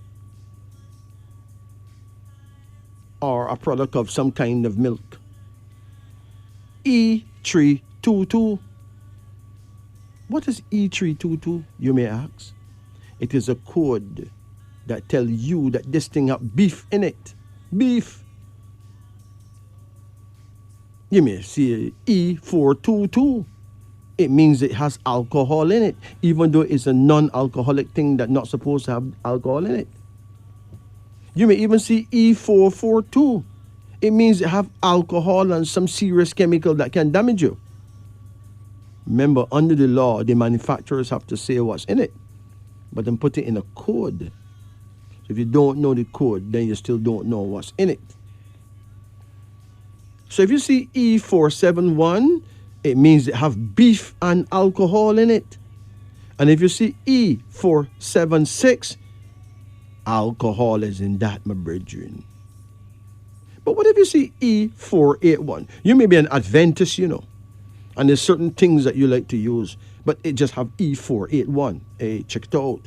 Because E481 means it have a mixture of beef and pork in it. You may be a Rasta man, eating something that is nutritious and vegetarian, but it got E481 on the label, my brethren. It means that them giving you beef and pork. Okay, suppose you see E627. It means it has some dangerous chemical in it. If you have E472, hey, it's a mixture of beef, some other kind of meat. Who knows what kind of meat? Doesn't matter. Beef, some other kind of meat, and pork. So it could be beef, dog meat, and pork. You don't know. Beef, horse meat, and pork. You don't know. Them just say meat. Beef, meat, and pork. You don't find that ridiculous? But you see, if you see E220 or E120 or E904, trust me on this, my brethren. Trust me, my sister. It have insects in it. Insects grind up in it. Now think about that. And you tell me we're not supposed to scream? Hmm? Now listen to this. This may sound ridiculous, but if you get fat, people actually think that you eat too much, you know. I know enough fat people who don't eat much at all. But if you get fat, people think you eat too much. If you lose weight, hey, people think you're sick. See, maybe she got AIDS. She lose weight fast. Hey, if you dress well, them say you show off. If you dress simple, they say you're poor.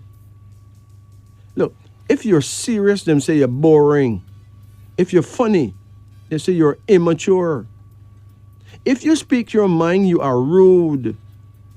If you're single, people think you're lonely. If you're successful, people see you as arrogant. If you're struggling, them say you're lazy.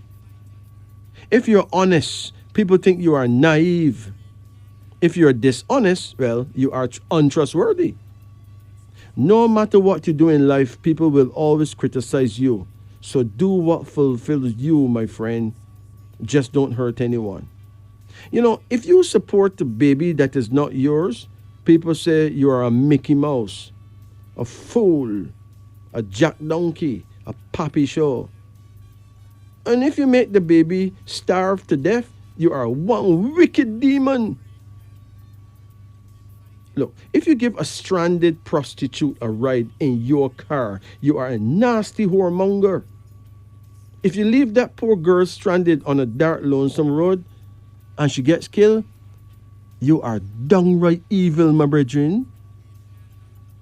Hey, if you give a stray hungry wild cat a few unwanted bones from your fish dinner, your landlord may warn you or even ask you to leave his premises because you're inviting dirty stray animals on his compound. And if you put the stale food in the garbage and leave the cat to go on hungry to death, stray dogs knock down that garbage pan in the night to get it. And you have to pick up all that garbage next morning, and your landlord's still blaming you. Better you had fed the cat. Believe me, better you had fed the cat. Come again? Yeah.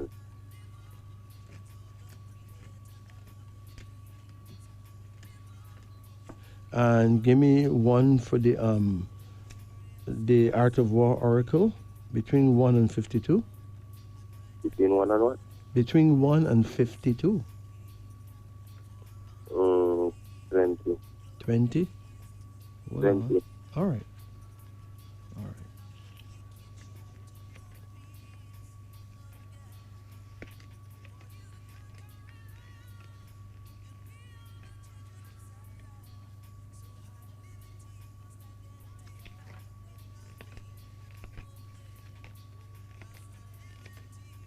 There you go.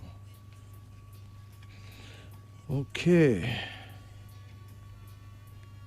But your first card here says oppression. You ever went to prison? Ever? No.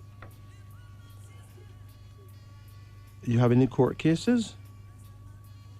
No. Listen carefully. This year is a year that you cannot take no chance, okay? Okay. Don't do anything that break the law or you'll be in trouble. You gotta be on your feet. You gotta be straight as an arrow this year. Yeah. Between now and March, don't do anything illegal because you're going to be in trouble if you do. All right? Yeah. You have another card here, and the card of death, which means avoid wars of all kinds. Yeah. Or you may get the bad end of the stick. Meanwhile, you may have to attend a funeral too. Okay.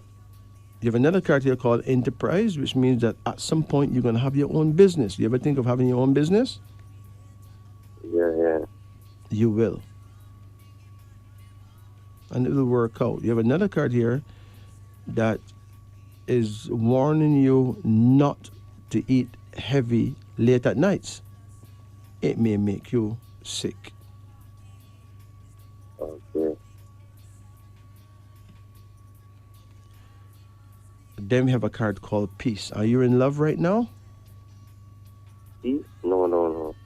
Well, you're going to have a peaceful love life at some point down the road, okay?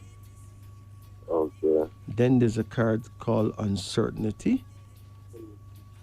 You may feel very uncertain about the future, but you have a future, just don't break the law or you'll dash away your future. Don't get involved in war because then you'll get the worst end of the stick. And then there's a card. Pardon? I'm going to say yes. There's a card here called a chariot. Do you have a car? No. You're going to get one. Can you drive? Sure. You're going to get a car, Don't ask me how you can get it, but you will. Okay? Yeah. But you got to really behave yourself this year. When is your birth date? 86. No, when's the exact birth date? January 30. Pardon? January 30. January 30, 86? Hold on a minute. January 86. Hold on. 1986. 1986 began in February. So you rule in 85, even though you're born in 86.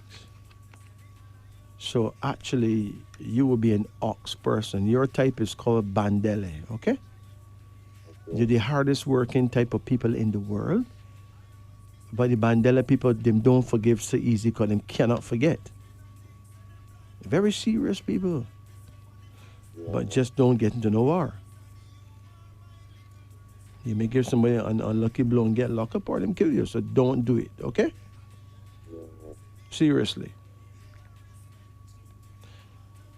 But this card here from the Oracle, the Art of War, says you can't really be friends with everyone. It says friends do what they do because they are our friends and we love them. They do it because they know it is the right thing to do. But while some people can be our friends, others cannot. The difference is that friends can be inconvenient, annoying, troublesome, expensive, and taxing. But we will forgive them.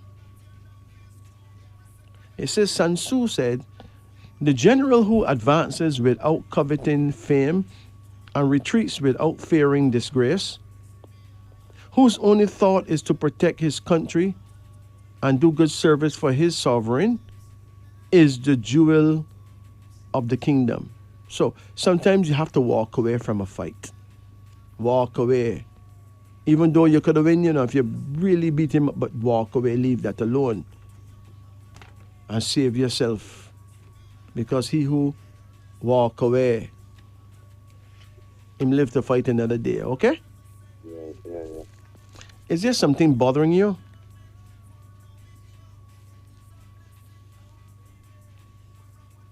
Any questions? Phone care done. Greetings. Greetings. Good night. Yeah, how can we help? I'm asking if I call you. Okay, let's do it. Call any number in the range of 1 to 10. Turn off the radio first. Yes, sir. Turn off. Yeah. Call a number between 1 and 10. 10. Hold on.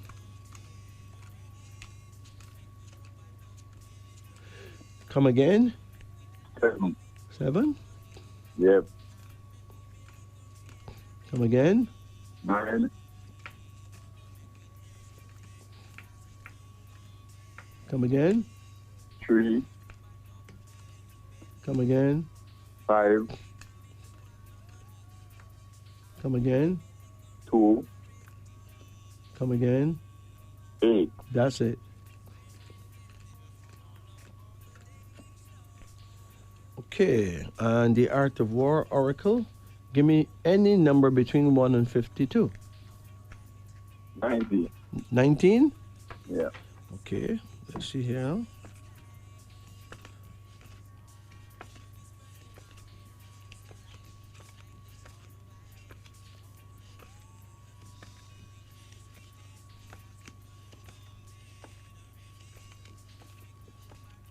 There you go. Okay, now, you have a card here called Sorrow. Are you in love right now? No, sir. You have any daughters? Yeah, man. How much daughters you have? 1. You have a problem with her? Yeah, not, you know, somebody that I can live with. Pardon? Things that I can live with. You and her had problems lately? Yeah, man, but something that I can. Well, there's a card called Sorrow and it shows a girl crying, you know? Okay. So maybe what you take lightly, she take as a big thing? No, I don't think I should be anyway. Yeah, anyway, talk to her calmly, okay? Yes, man. Yeah, I will do that. Something is bothering her differently, though. Okay. How old is she now?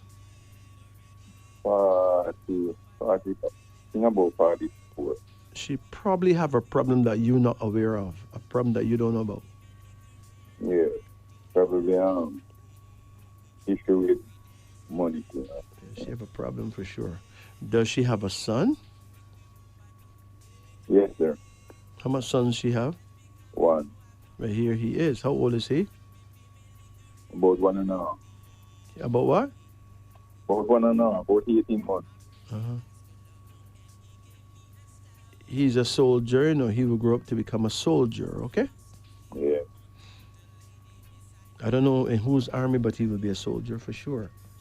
Okay. There's a card here called Dominion, which means that she was born with the blessing or the power to make twins, you know? Okay. Even if the twins not in your family. Not I know. Yeah, but maybe in her man family. There's another card here now called Justice, suggesting that if you go to court, justice is on your side, okay? Yes, sir. So that's good. Another card here now. But hold on. There's another girl here, man. So you're likely to either have another daughter or have a grandson and granddaughter. Yeah, that possibly. I don't not possible for me to have that. Yeah. Okay. And then there's a card here now called Strength. Your daughter will be a great source of strength in your life, okay? Yes, sir. Yeah, you can't lose off of her.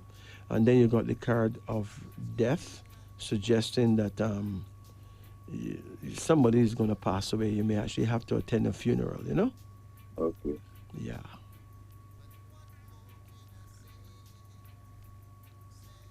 And then the oracle, Sun Tzu said, if words of command are not clear and distinct, if orders are not thoroughly understood, then the general is to blame. But if his orders are clear and the soldiers disobey, then it is the fault of their officers. And it says here, communicate effectively. It is very easy to think that someone understands what you are trying to say just because you do. in all interactions, in person, on the phone, text, or email. Ensure that what you are saying is clear, distinct, and understood. Give examples.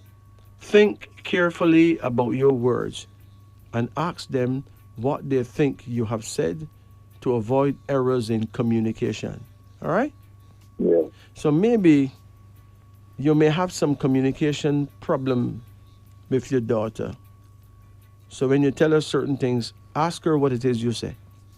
Okay. Yeah. You'll be surprised that she didn't hear what you say and she think you say something different Yeah, yeah, understood. and could end up vexed over something that you did not say. Yeah. So be careful with her, okay? Yes, sir. Yeah. So what's bothering you most now? I don't hear from my children. Them. I don't know what happened. I don't do them things that I am now. Me used to contact. They used to contact me. I'm not going to contact them, but I don't know what happened. Where are they? Some in Jamaica. One is one overseas. All of them in Jamaica. And 5 of them are, but the 5 of them are fathers. They don't. Who I heard from. Or they contact their mother? Huh? Can't say.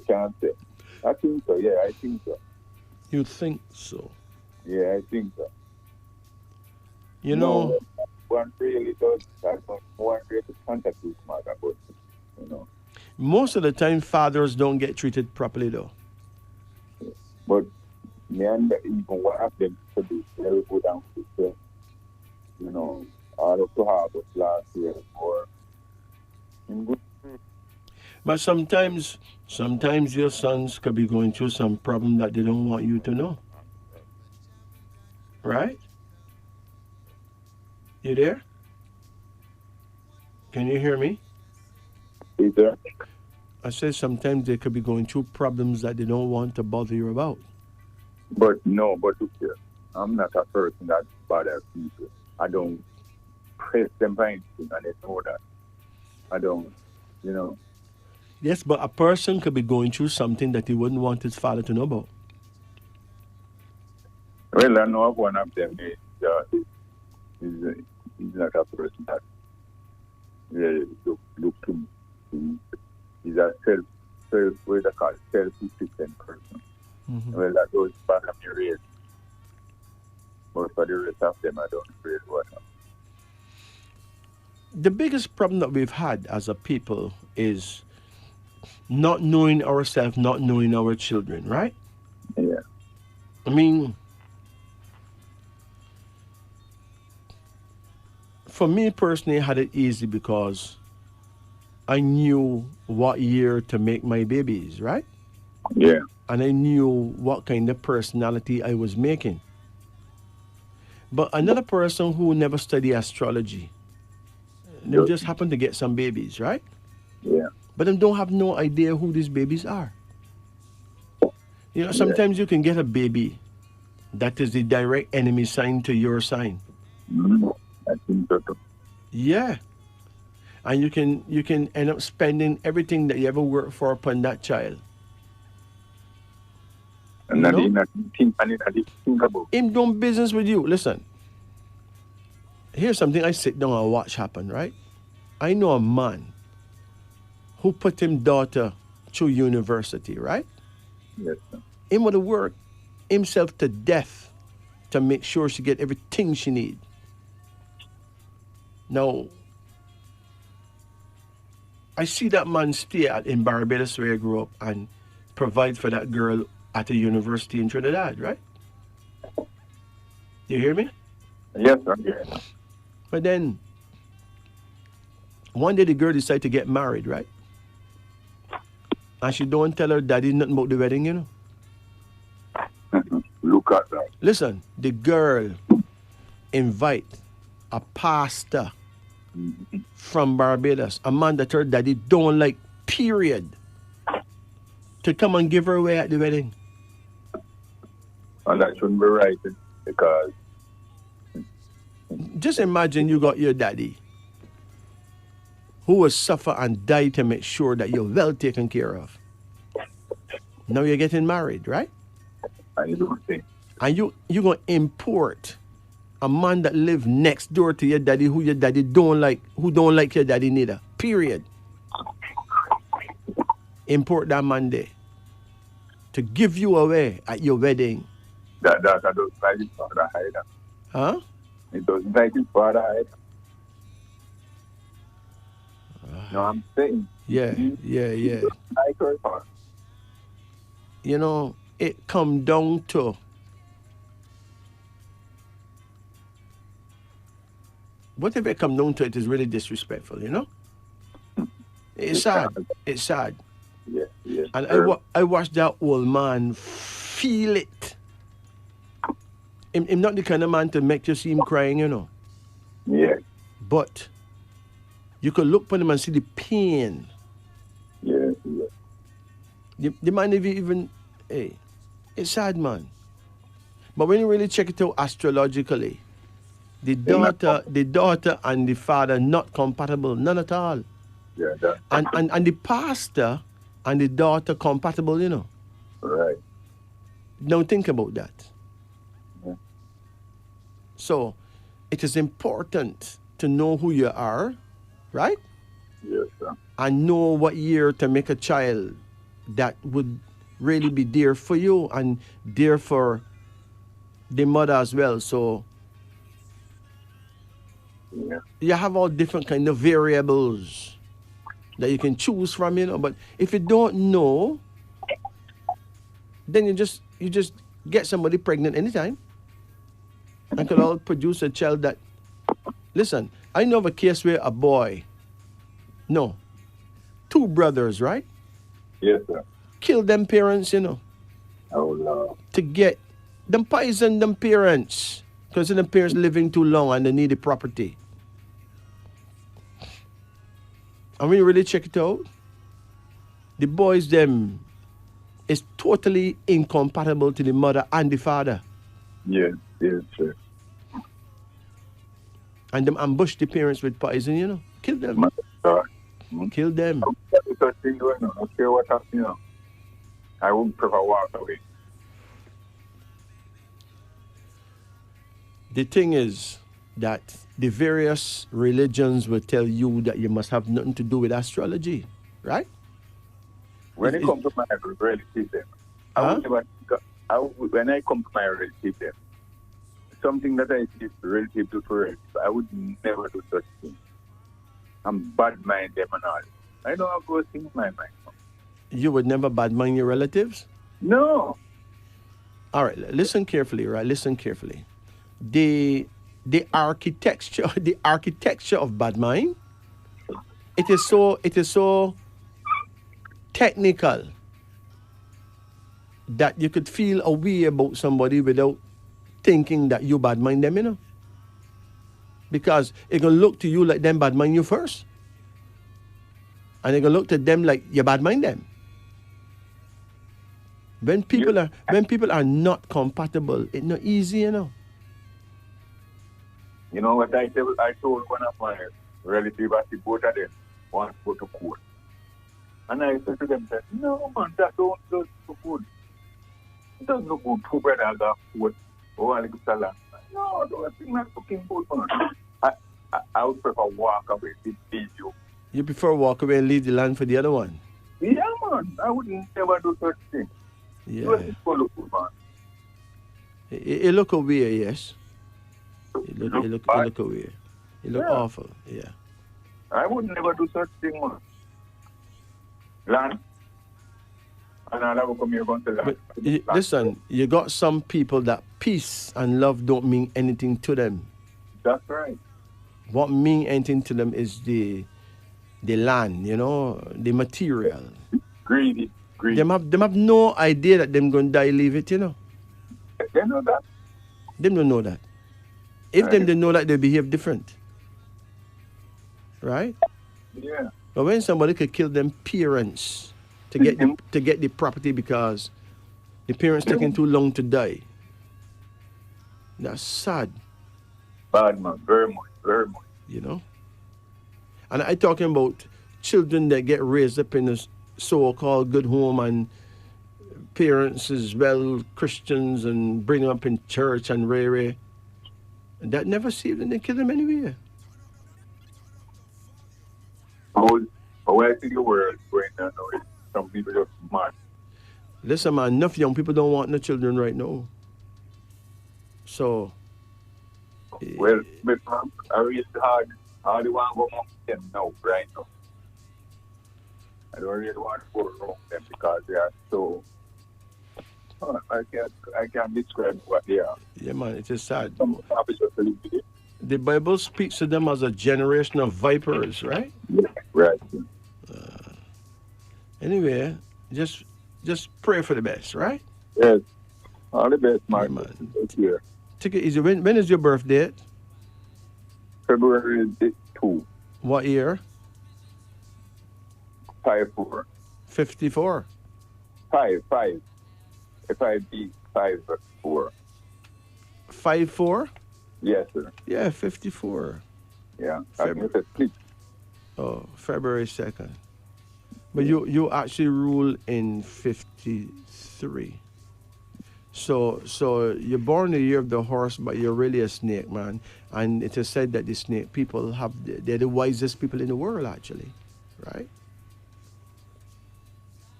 That's what the Bible says to be as wise as a serpent, right? There's a lot of. Harmless as a dove. Well, I don't think someone could always be harmless as a dove. But to be harmless is a good thing, or to actually appear harmless is the thing, right? Yeah. To be totally harmless, that's good and bad, right? Yeah, man. Yeah, that. Listen, you have to have faith. You have to have faith, but you also need to retain war-making power just in case. Yeah. Yeah. You don't want to hurt no one, but you still have to have some level of war-making power, you know? That's right. That's You right. got to be able to defend yourself if push come to shove. Can't make the bite step on. The thing is to do everything in your power to not hurt another human being, you know? Right, sir. And then do everything in your power to not allow that one to hurt you too. It's a thin line. It's a fine line. So you take it easy, okay? Okay, man. You take care. Blessed. Your prayer time is 9 a.m. to 11 a.m. Between 9 o'clock and 11 in the morning, all right? I really am to one. No. Yes, sir. 11 to 1 is if you is a horse. You do born horse year, but I think you're born before horse year actually chipping. Let me make a double check, right? You said 19 what? 5-4, 1954. 54. Hold on. 1954 begin February 3. Yeah, use February what? 2. Okay, so you rule in the year before the horse. So I was right. You're actually a snake man. Okay? Okay. 9 a.m. to 11 a.m. Okay, sir. Yeah. I used to put at 11 to 1. Yeah, but that was a mistake. Yeah. Because we were judging you as a horse, but you're really a snake man. And is it, But you on the cusp, you know. So you will have some horse ways too, you know. Because you're right on the cusp. because it's a moving fast moving person. Yeah. Yeah, you're right on the cusp. So sometimes you would be a horse and sometimes you will be a snake, depending on the times, you know? Yeah. You take it easy now. Okay, man. You take care. Blessed. Greetings. Greetings. Okay, that one like it fall asleep. Greetings. Yes, sir, Justin. Yeah, how you do? Well, no bad, sir. How can we help? Yeah, man. Want a read up, Majesty. What kind? Card reading or name reading?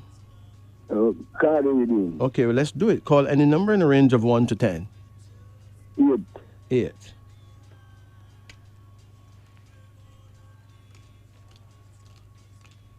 Come again? 5. Come again. 9. Come again. 7. Come again. 3. Come again.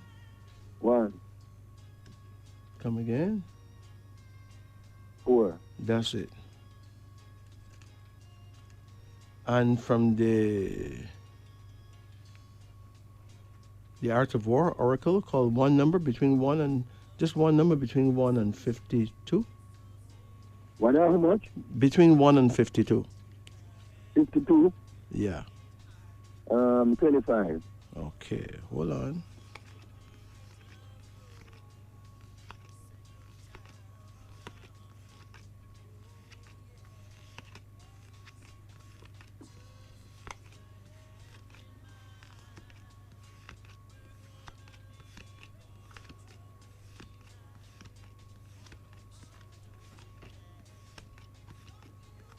There you go. Okay. So there's a card here called Justice. How old are you now? October coming, I will be 67. Okay. But this is saying that you will get what you deserve in life because justice is on your side, okay? So I will deserve what You will get whatever you deserve in life. Whatever good things you deserve will come to you because justice is on your side. So life will be fair to you. Don't worry about it, okay? You understand what I said? Are you there? Yes, yes, sir. I said, Majesty. pardon? Yeah, man, I am here. See you, man. Yeah, man. I'm saying that things will work out for you. Justice is on your side, okay? Yes, sir. There's a son here, though. You have any sons? Yes, sir. I want to say what I did my deal with the Majesty. You have a son, but him don't deal with you. No more, so our father's name not even see. All right. But it's very possible that he will change his ways concerning you, okay? Yes, sir. So don't give up on him. You know, but I call him again, Your Majesty. So a lot of day, I tell him, say, me want some food, and I don't know. I tell him, say, me that trust you on my cousin, and I don't know, me not seem turn up, so. Yeah, but we don't know what he was going through at the time, right?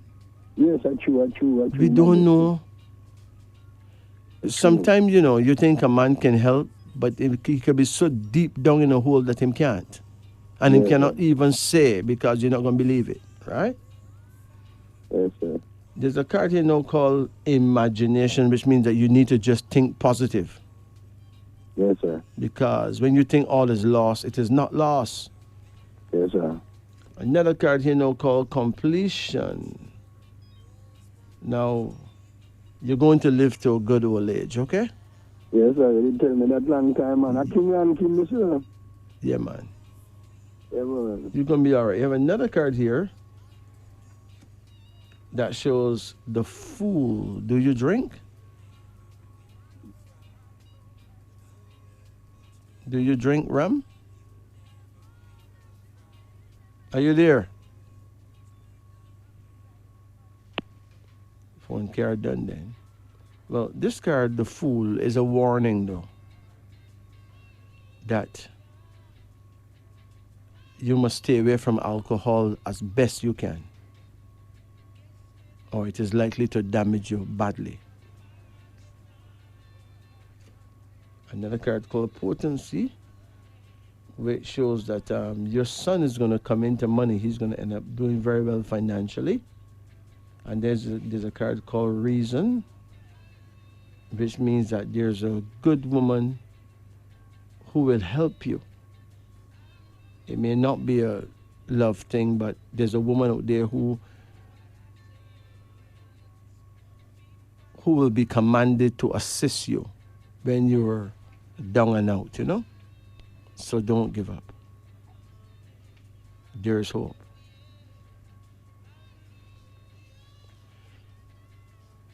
It is now 3:51 in Jamaica.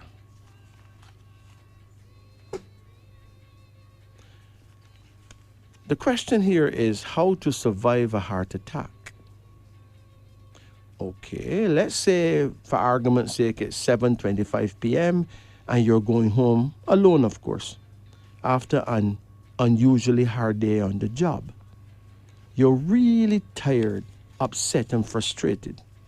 Suddenly, you start experiencing severe pain in your chest that starts to drag out into your arm and up into your jaw. You are only about 5 kilometers from the hospital nearest your home. Unfortunately, you don't know if you'll be able to make it that far. Now, how do you survive a heart attack when alone? Since many people are alone when they suffer a heart attack without help, the person whose heart is beating improperly and who begins to feel faint has only about 10 seconds left before losing consciousness. However, these victims can help themselves by coughing repeatedly and very vigorously. A deep breath should be taken before each cough, and the cough must be deep and prolonged, as when producing sputum from deep inside the chest. A breath and a cough. The big question is, what have you been dreaming lately? Look, if you dream that you're ironing clothes, there's something, to iron clothes in your sleep denotes joy and much happiness. To see others iron clothes denotes a long life for you. Island. To dream of being on a small island denote that you will be sad and disturbed for a few days. Italian. To dream of an Italian denotes long life and good fortune. To quarrel with one signifies embarrassment. Itch. To dream that your skin or hands itch you denotes money in abundance. Jacket. To dream of your jacket is a sign of selfishness. It denotes that you are self-centered. Jail. To dream that you're confined in a jail denotes sorrow and remorse. To leave the jail door in the dream denotes joy and much profit. Insurance. To dream of having yourself insured denotes protection. It also indicates that you are about to enjoy the blessings of peace and prosperity that was lying in store for you. Intestine. To see the intestine of any animal denotes sickness. To see the intestine of human being denotes a bad disease. Investigator. To dream of an investigator denote that you will overcome your enemies by using common sense. Invitation. To dream of receiving an invitation to attend any function is a warning of trouble which will last for a little time. If you refuse to accept the invitation, it denotes that you will escape injury by the tip of your nose. Stealing. To dream that you are stealing is a sign of misfortune. That's bad luck. Stairs. To ascend, like to go up the stairs, denote that your business will prosper regardless of conditions. To descend or to walk down the stairs denotes failure in your undertakings. Stick. To dream of a walking stick denote that you will be engaged in a terrible fight. Stockings. To dream of new stockings denote that you will receive a letter which will contain very good news. Old stockings denote an unfortunate marriage. Stove. A hot stove denotes good investments. A cold one, loss of position. Strange city. To be in a strange city in your dream is a sign of successful business adventures. Strawberries. If you dream you see ripe strawberries are a sign of good luck. Young green strawberries denotes loss of appetite. To dream that you walk up and down the street denote that you will be robbed out of your savings. Stretcher. To see a stretcher denotes secret sorrows. It is also a sign of disobedience and disorderly conduct. To be carried in a stretcher denotes a bad omen.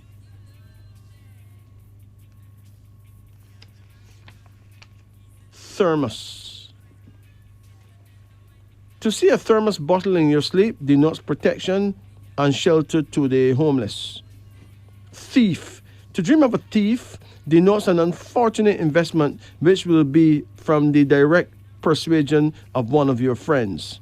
To see a young girl. To a young girl, this dream is a warning of watchfulness. Her pride is in danger. Thimble. To dream of a thimble denotes hard work and little food. To give one away is a sign of happiness and riches.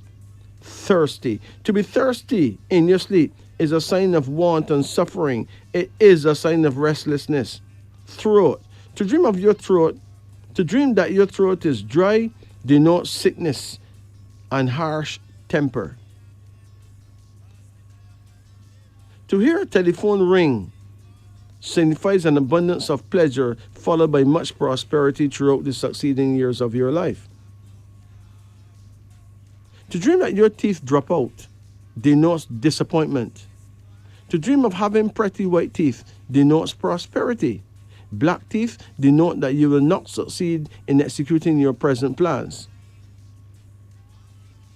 To dream of a teacher denotes great learning. It also indicates that you are a genius. To dream of a music teacher is a sure sign of love affairs. This is a very beautiful dream for young people. Telegram. To receive a telegram signifies that your neighbor envy you a great deal because you are independent. To dream that you send a telegram to anyone is a sign of great joy and prosperity. Theater. To visit a theater denotes an abundance of pleasure followed by years of good health. Thanksgiving. To dream of the Thanksgiving holiday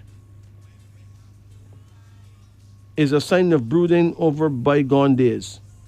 You will be comforted over those happy, loving moments that you have spent in courtship or by those happy memories of your school days. Those days you will never experience again.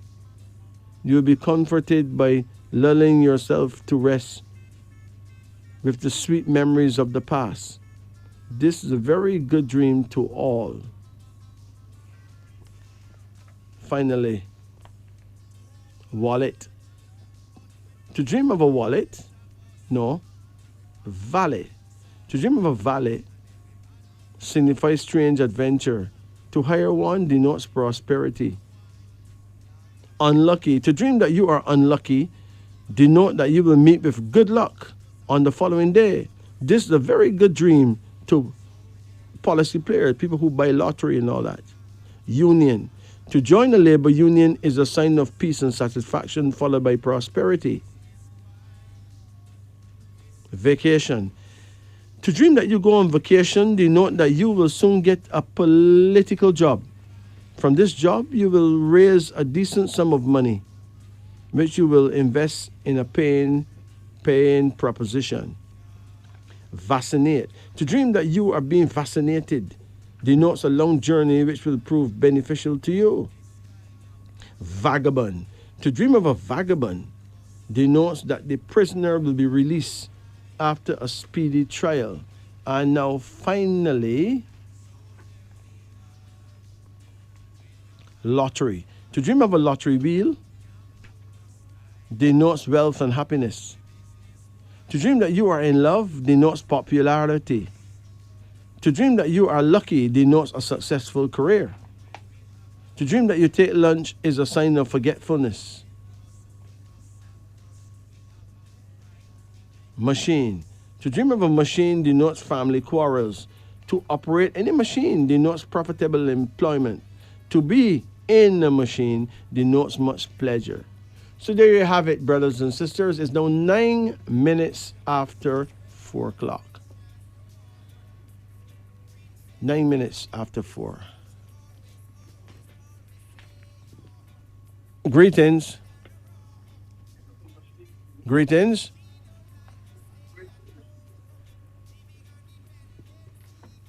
Greetings. Hello? Yes, how you do? Good night, Majesty. Okay, how can we help? I've been listening for a long time. I want a card reading. Okay, let's do it quickly before our kind of credit runs out. Call Yeah, any number in the range of 1 to 10. 7. 7. Come again? 9.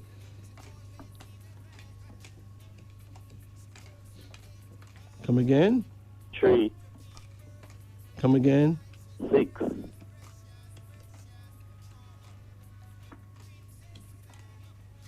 Come again?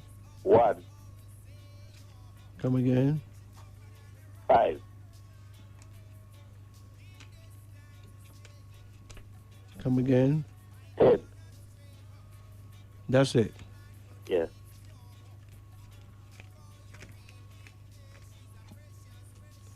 And from the oracle, call a number between 25. 1 and 50. Pardon? 25. 25. Hold on. Hold on.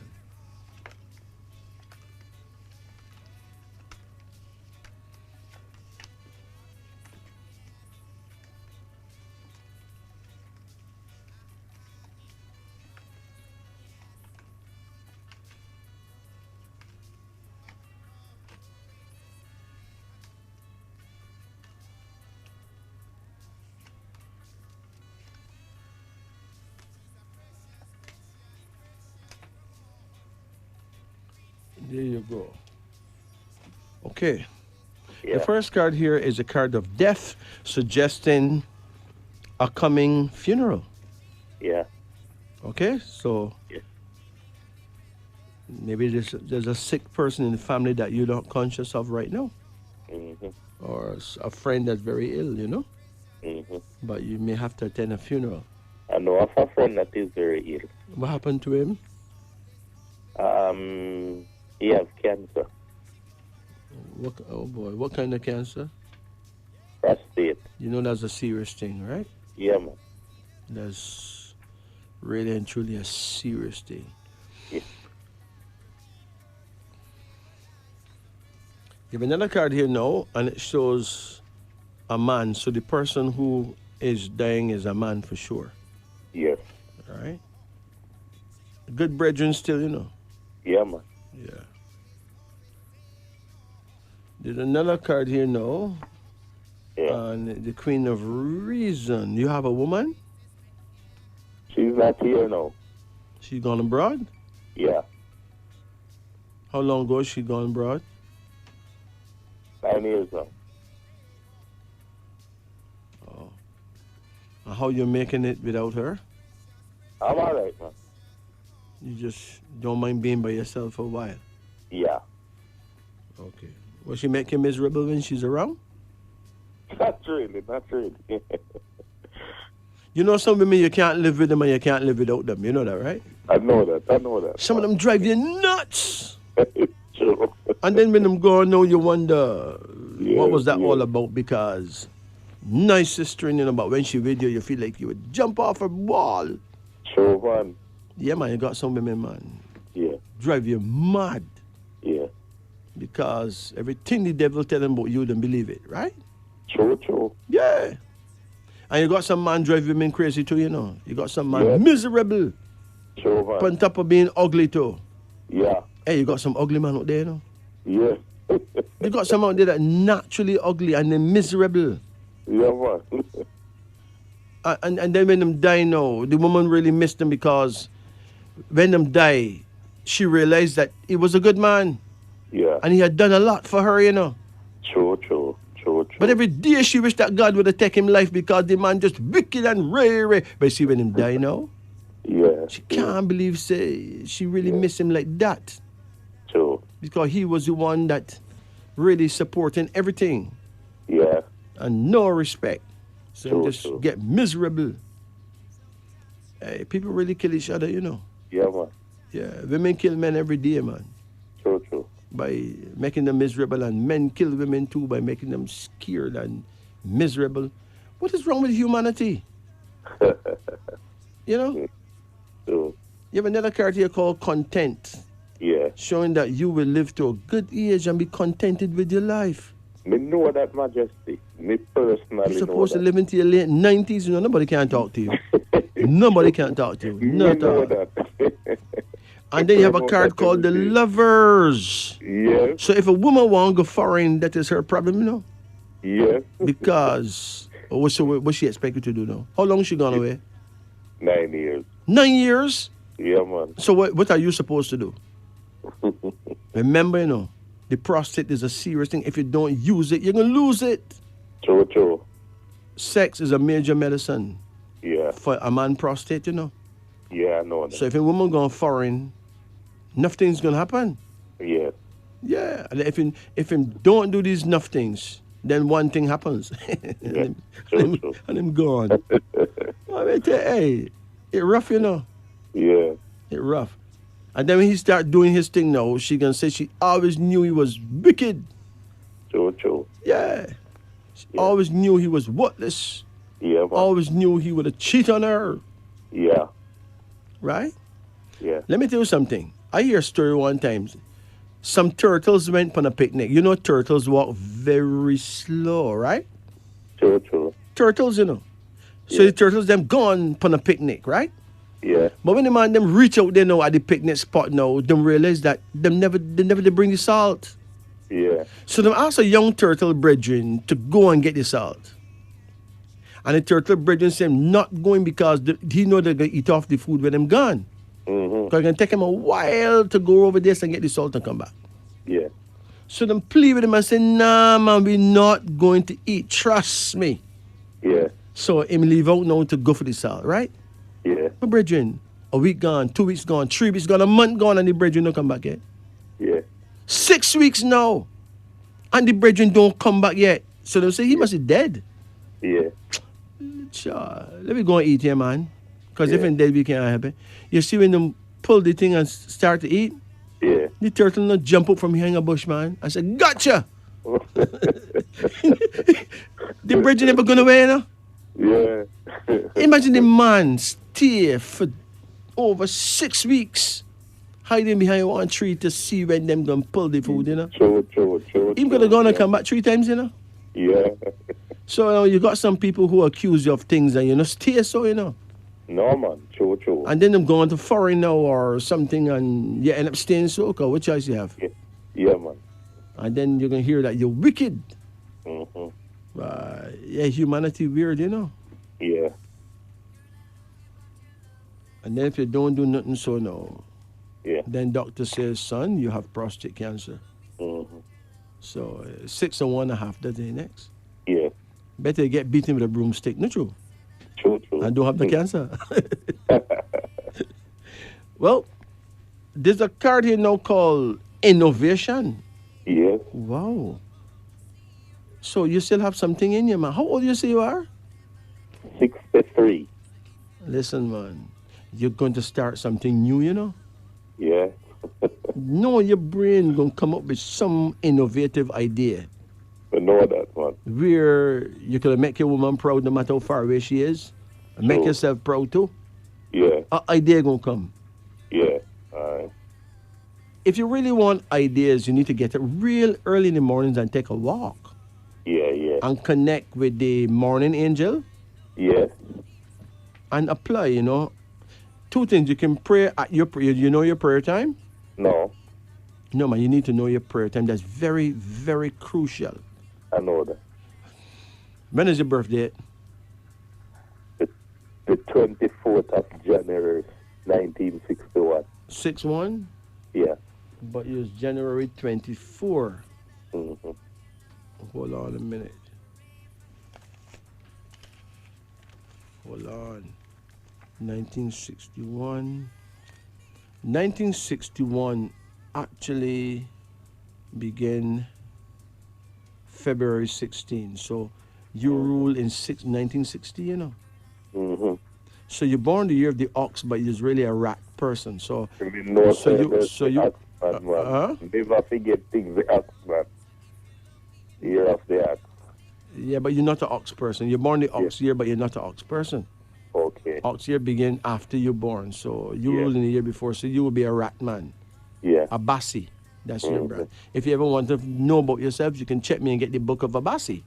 I listen to you about the book, them, and I got to purchase one. Yeah. You know, the book of it's good to know yourself, you know. Yeah, I know. Right? You know, you need to know the keys of your life. So this card here, there's a card here called the Lovers that show that your love life is going to get a boost. So me know if you're going to call your woman and call a truce,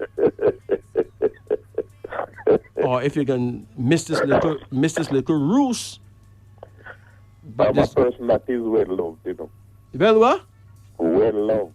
Love. By people. Yeah, man. Ladies love me bad. So the rest is history then. The rest is history. Yeah. And you have another card here now called the Magician, suggesting that there's going to be a miracle in your life. Me know that. Me not ask you that. Me I tell you that. Listen, man, something nice is going to happen and the rest of we going to be vexed because it's not we, you know? Yeah. Think about that. Yeah. Think about your brethren majesty becoming envious. It would just be a joy for you to make me envious, Jano. I've never been envious in my life. But I'm a very lucky person. I am predicting that you're going to make me full of envy. Yeah, man. I'm very lucky. You're blessed, man. Yeah, man. You're blessed. Yeah, blessed. And you know where it come from, you know? It come from good living. Make I share something with your majesty. You know why I'm so blessed? Tell me why. I share most things with people that know me. Right. Even where I live, and I like to help people. I like to help poor people. I like to help youngsters and all those things. And you know, anything I have, I share it. Excellent. But you know, when you help others, you actually help yourself. Remember, you're an Abasi person, and Abasi is a family man, you know. Oh God, me have my boys, them, I mean, leave them. Abasi is a family man. Sure, man. You know, the Abasi men do very well in building, like building houses. They do well in farming. They're business people, but they're family people. True. Right? It's a wonderful thing, you know, to actually know yourself. Yeah, man. You know? I mean, them accuse you of being a rat, but rats don't stay how we think rats stay, you know? I know that. People listen. People fail to... Huh? I listen to you talking about the rat. Yeah, people fail to understand that the rat is one of the cleanest animals ever made. So a rat don't like nothing nasty. They spend them whole time in them nests trying to keep themselves clean. A person who eat rats for dinner never get leptospirosis because rats do not have any disease inside of them. They don't. The leptospirosis happen because the rats have to run through some nasty places, right? True. Because we want to murder them. So they have to run where we want to see them through the sewage and get all the nastiness on their feet. Now when them reach food now, him have to do a little pee-pee because his urine, each rat urine have a different flavor. Yeah. So his family members can find him. It's like his urine coming like fingerprint, right? Yeah, man, like a sensor. Yeah, find him. Right, so the pee run down his leg now and run into the nastiness upon him foot and that run off in your food. Yeah. So when you eat your food now, you yourself getting the nastiness that you allow to be existing on your property, you know? True. Right? Yeah, man. It's not no leptospirosis in the urine of the rat. No, it's on the germs on his feet. Yeah. Think about that. Yeah. So, my brethren, you're looking good. Well, hold on. There's another card here for you. We should find the oracle. It says here, communicate effectively. It is very easy to think that someone understands what you are trying to say just because you do. In all interactions, in person, on the phone, text or email, ensure that what you are saying is clear, distinct, and understood. Give examples. Think carefully about your words and ask them what they think you have said to avoid errors in communication. So apparently, your success depends on how well you can communicate with people and people. Yeah. Think about that. Yeah. And it says that Sun Tzu said, if words of command are not clear and distinct, if orders are not thoroughly understood, then the general is to blame. But if his orders are clear, and the soldiers disobey, then it is the fault of their officers. Sure. Call one more between 1 and 10. Hello? Give me one more card between 1 and 10 in the same oracle. 7. 7? Hold on. Yeah.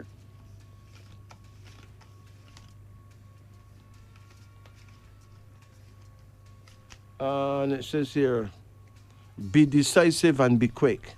Life is short. Although it's only when you reach a certain age that you realize this. Mm-hmm. You know, when you reach like your age, right? Mm-hmm. Yeah. And man that go school with you, then you still man start die out, right? Mm-hmm. You realize that, yo, life short, you know. Try and enjoy what little you have left, right? True. True. Life is short, although it's only when you reach a certain age that you realize this. The fact is that you cannot afford to wait too long to tackle your problems, as they will only get worse. Face them now. Decide what to do and act quickly. Yeah. You may find things are not as difficult as you thought. Yeah. And Sun Tzu said, though we have heard of stupid haste, in war, cleverness has never been seen associated with long delays. That means in the battle of life, you have to move fast. True. Whatever it is you need, you have to go for that. Yeah. What is important is that you be true to your principles. Yeah. Right? Yeah. Remember that wherever your spouse is, she expecting you to mess up, you know. Mm-hmm. It come like she hiding behind one tree. Waiting to hear when a neighbor will call and say that you had a girl in their house. Yeah. For she to kick up, rumpus! Can you imagine that? Yeah. Is that the turtle, you know, who hide behind one tree? Yeah. You know? Yeah. What will human beings do? Yeah, man. You know, I think that Almighty God have a big TV set, you know. Yeah. Where him watch me, you know. Mm-hmm. Yes, man. If him don't have a TV, how him send angels to come as babies to grow up to invent a television? I find one that you read about the sheep and the panther. Yes. And I always share that with people, you know, and sometimes when I share it with friends, they laugh. The sheep and the panther. Hey, him would eat that sheep, you know? I heard it on your program, even with the turtle too. Yes. Mm-hmm. My brethren, let me tell you this, man. Human beings, them stay just like those same very animals, you know. Yeah, man, true. Some people are... Before you close again, want you tell me about my prayer time? When is your birthday again? The 24th of the 1st, 61. Okay, and I say you rule in 60, okay? Yeah. So your prayer time is midnight, 11 p.m. to 1 a.m., and you need to face the north. Mm-hmm. Okay? Yeah. Yeah. But remember, at your age, right?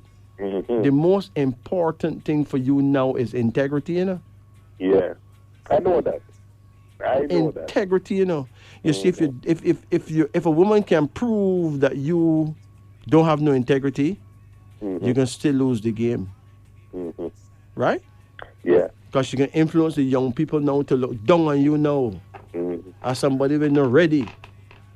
Before my card run out, I can ask you for a reading on my I have two sons. I want the reading on the small one. All right. I got to move real quickly, so think about this moment and call a number quickly. Any number between 1 and 73. 24. Why you call 24? It just come up and I just barely call that number. 24 is a number that suggests that he will improve and do well in his love life and sex life, you know. Yeah. 24 suggests that he'll have a good marriage and a woman will do a lot for him and help him get somewhere in life. Yeah, who will in turn be his spouse, okay? Mm-hmm. And the big one now. No. Just give me a number, any number. 25. 25 is Yeah. protection. Yeah. It suggests that he's protected from a lot of things that he himself may be worried about. Yes. You understand? Yes. He will get through. It's just that he may have to work a little harder, Yes. That's true. you know, because Yeah. there's a lot that he didn't take in school that he should have. Yeah. But he'll get there. Yeah. Okay? Okay. Listen, I got to run off. You take it easy. Your Majesty. I remember, to thine own self be true. True, true. True, Papa. Blessed. Blessed. Those of you who would like to contact me for private readings, the number is 876-844-2295. That is 876-844-2295. You should also check out my YouTube channel. Just type the word King Majesty. Remember, those of you who want to get the Book of Abasi and or the Book of Bandele, you should contact me so that you can get your book. It doesn't matter where in the world you are. Call me. 876-844-2295. For those of you who enjoy our show, we thank you. For those of you who have any criticisms, you can call me and criticize all you want. I will be honored to take all your criticisms. Remember, it is criticism that make us stronger, make us better, make us even perfected. Yeah. Life is all about trial and error. So take care of yourself. And remember, walk good, keep sweet. And remember, it is nice to be nice. Sila.